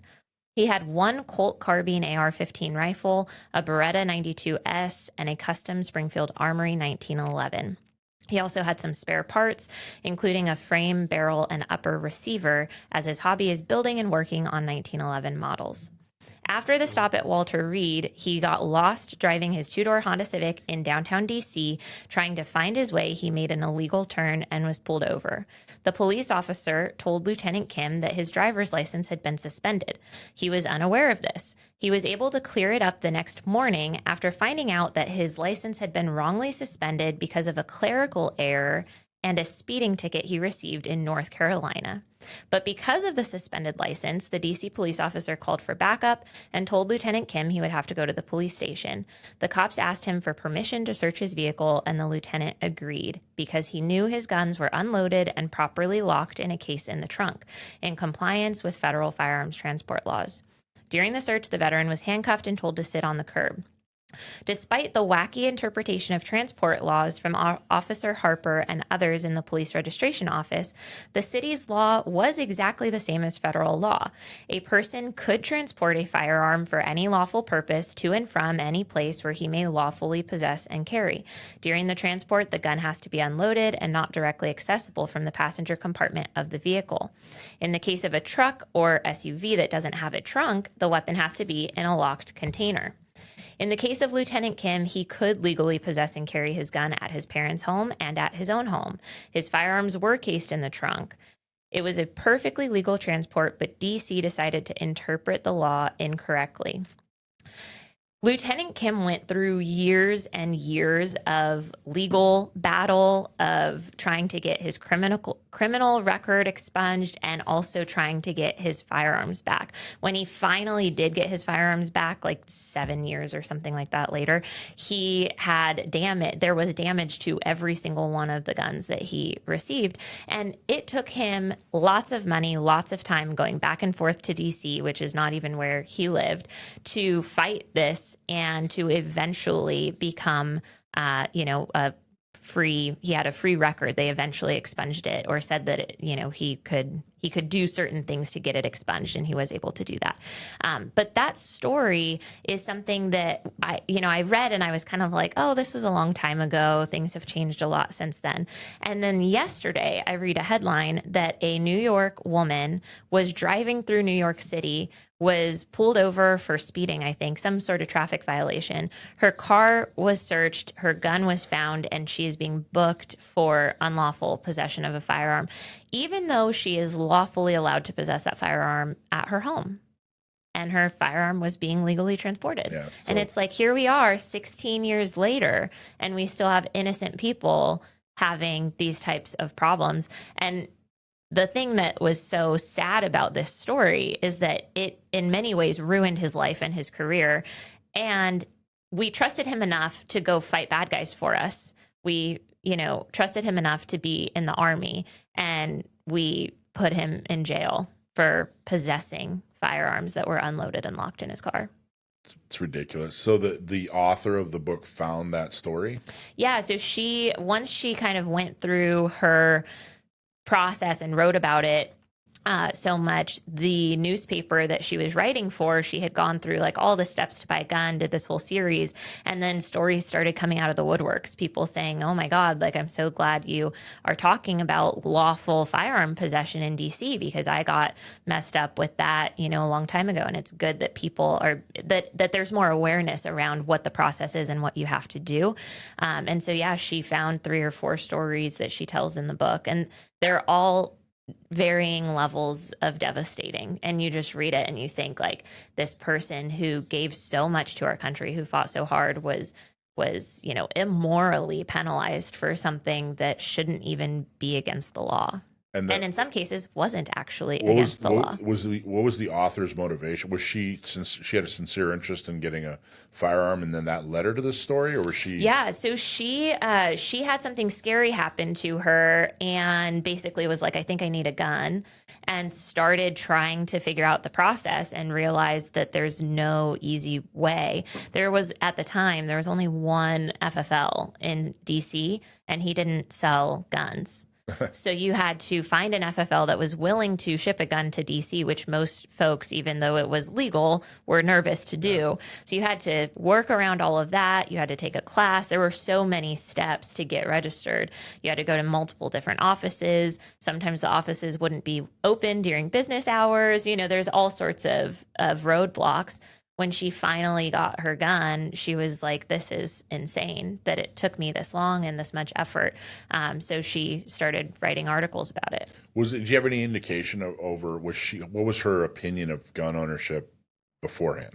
So her family, she talks a little bit about the fact that her dad wasn't super thrilled with her getting a gun. So I don't think there was this like, family heirloom kind of thing where it's like, oh, I grew up shooting and I want to shoot. I think for her, it was more just like, I don't feel safe in DC.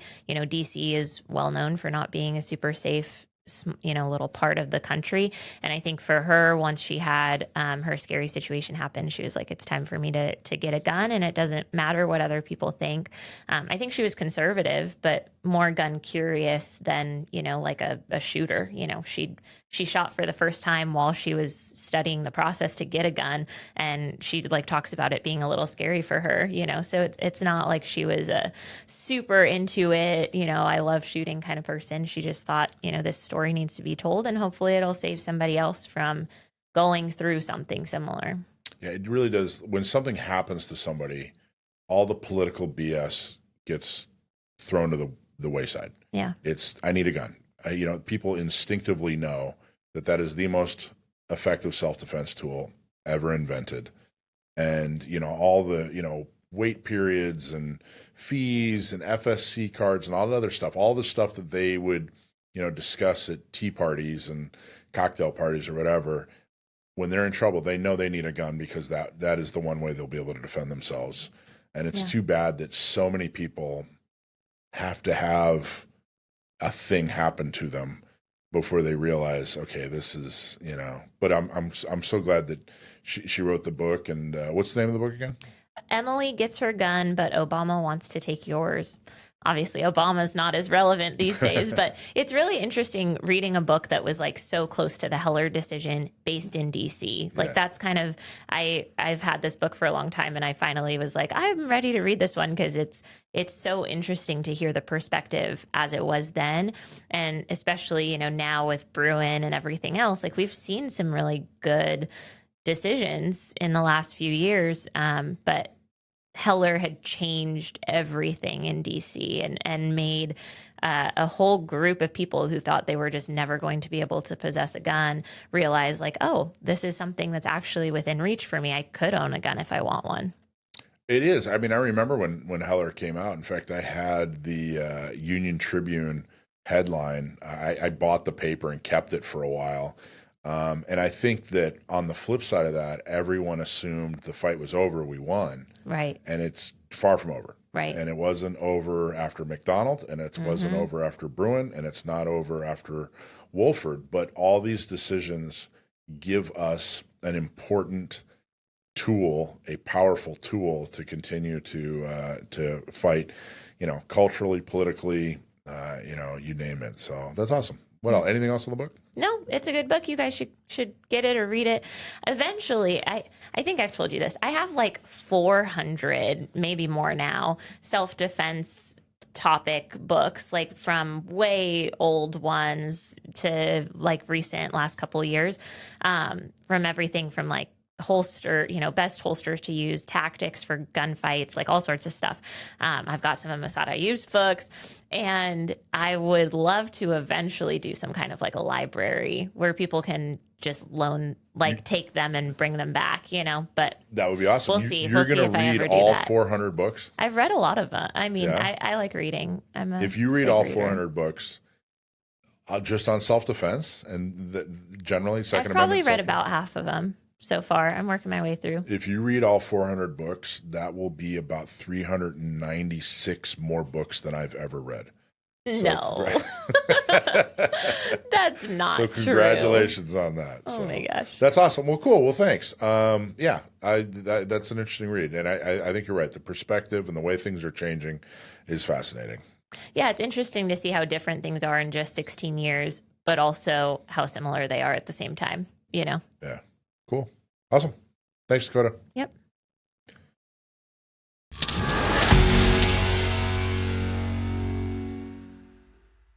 Hey, quick question. If you carry every day, when's the last time you actually wiped down your firearm? Yeah, exactly. Probably a long time. Problem is, sweat, lint, moisture, it builds up fast, and you should be taking care of it, but life gets in the way. That's why I like the Seal One gun rag. I just keep it right next to my EDC, and at the end of the day, you do a quick wipe with your Seal One gun rag. It only just takes a few seconds. I mean, it's super, super easy. Cleans, lubricates, protects, all in one step. Smells nice too, so you can dab it behind your ears and use it as aftershave. Go grab a Seal One gun rag at your local store and make it a part of your routine. Seal One gun rag, check them out. Okay, everybody's favorite segment, Stump My Nephew. Sam's my nephew. We found out years ago that he knows a lot about gun trivia. He is an author on gun trivia. You may have seen his blogs on our website, or you may have seen some of his work in Leatherneck Magazine. Sam, without further ado, you're going to answer a question that a follower sent in, and this one's a little bit different. It's a true or false. I think we've done a true or false in the past, but it's unusual for us to do a true or false.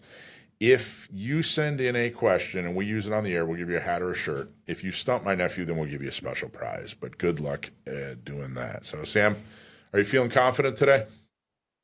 Yeah, a little bit of a different venue for me, but well, the question is what the question is, so let's have it. All right, there you go. Alicia, you want to do the question? Sure. All right. All right. Hey, Sam, your question today comes from Alex, and Alex lives in Fallbrook. So your question is, true or false, the BAR, B-A-R, was originally designed to be fired from the shoulder like a standard rifle? Alex from Fallbrook, thank you very much for writing in. First of all, there is a modern firearm that is sold under the name BAR, Browning, but it's completely mechanically different. It's a hunting rifle. What he's talking about is the original World War I era, World War II era automatic rifle designed for military use. It was originally intended to be fired from a special sort of sling type apparatus with a cup on it. The idea was that you could put the butt of the rifle into the cup shaped part and hold it at your hip and fire while walking. Walking fire was one of those things that military leaders thought was a good idea in World War I. And then it was attempted and they went, we're taking really heavy losses. Maybe it's not a good idea to like walk upright at a steady pace, firing at every other footfall. So the fact that it already came with a shoulder stock was a benefit, because that means it did not need to be redesigned to be fired exclusively from the shoulder. But they were thinking, well, you can fire it from the shoulder like a regular rifle. You can do this hip fire, walking fire nonsense. Or later on with the World War II variant, you can fire it from a bipod. It's so the almost answer verbatim. is Yeah, you got it right.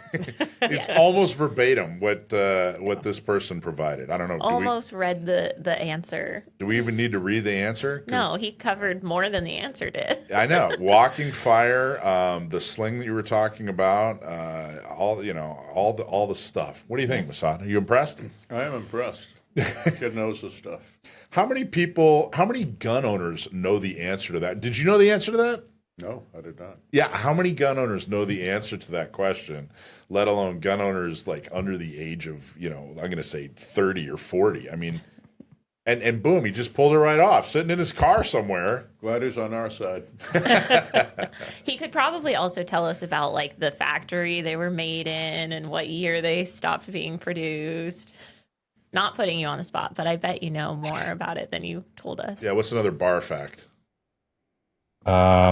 They were made by FN for at least part of their production history. That's the last company for which John Browning worked before he died. So there are several variants that are specific to FN. There are some variants that are specific to Colt.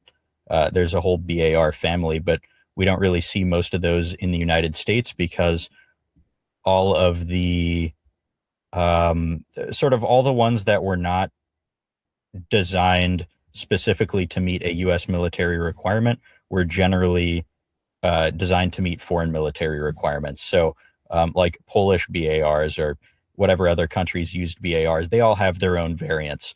The only sort of boutique special BAR variant that I'm aware of that was purchased in large numbers by a U.S. entity was the FBI had a special cut down BAR for going after gangsters and bank robbers and whatnot. And what replaced the BAR? Was it the Garand? In theory, it was supposed to be replaced by the M14, but the M14 was not very effective as a light machine gun or as an automatic rifle, simply because it is too light. So in practice, there was sort of a slack time between when the BAR was withdrawn from service and when the M60 entered service. There was a period of a few years where there wasn't really a practical automatic support weapon at the squad level for infantrymen. See, Moss, when you and I say bar trivia, it's a whole different, it's a bunch of useless facts over a beer. With Sam, bar trivia is, useful facts about firearms. So are you impressed? I am impressed. That's awesome. That's high praise. That's very, very cool. All right. What else? Anything else we want to do? I think he nailed it. I think he knocked it out of the park. Covered it thoroughly. Sam, awesome job. Continue going through the drive-through there, and or whatever you're doing. I don't know what you're doing, but anyway, thanks. Great job as always, man. Well, as always, thanks for having me on, and thank you very much, everyone, for watching. All right. Take care, man.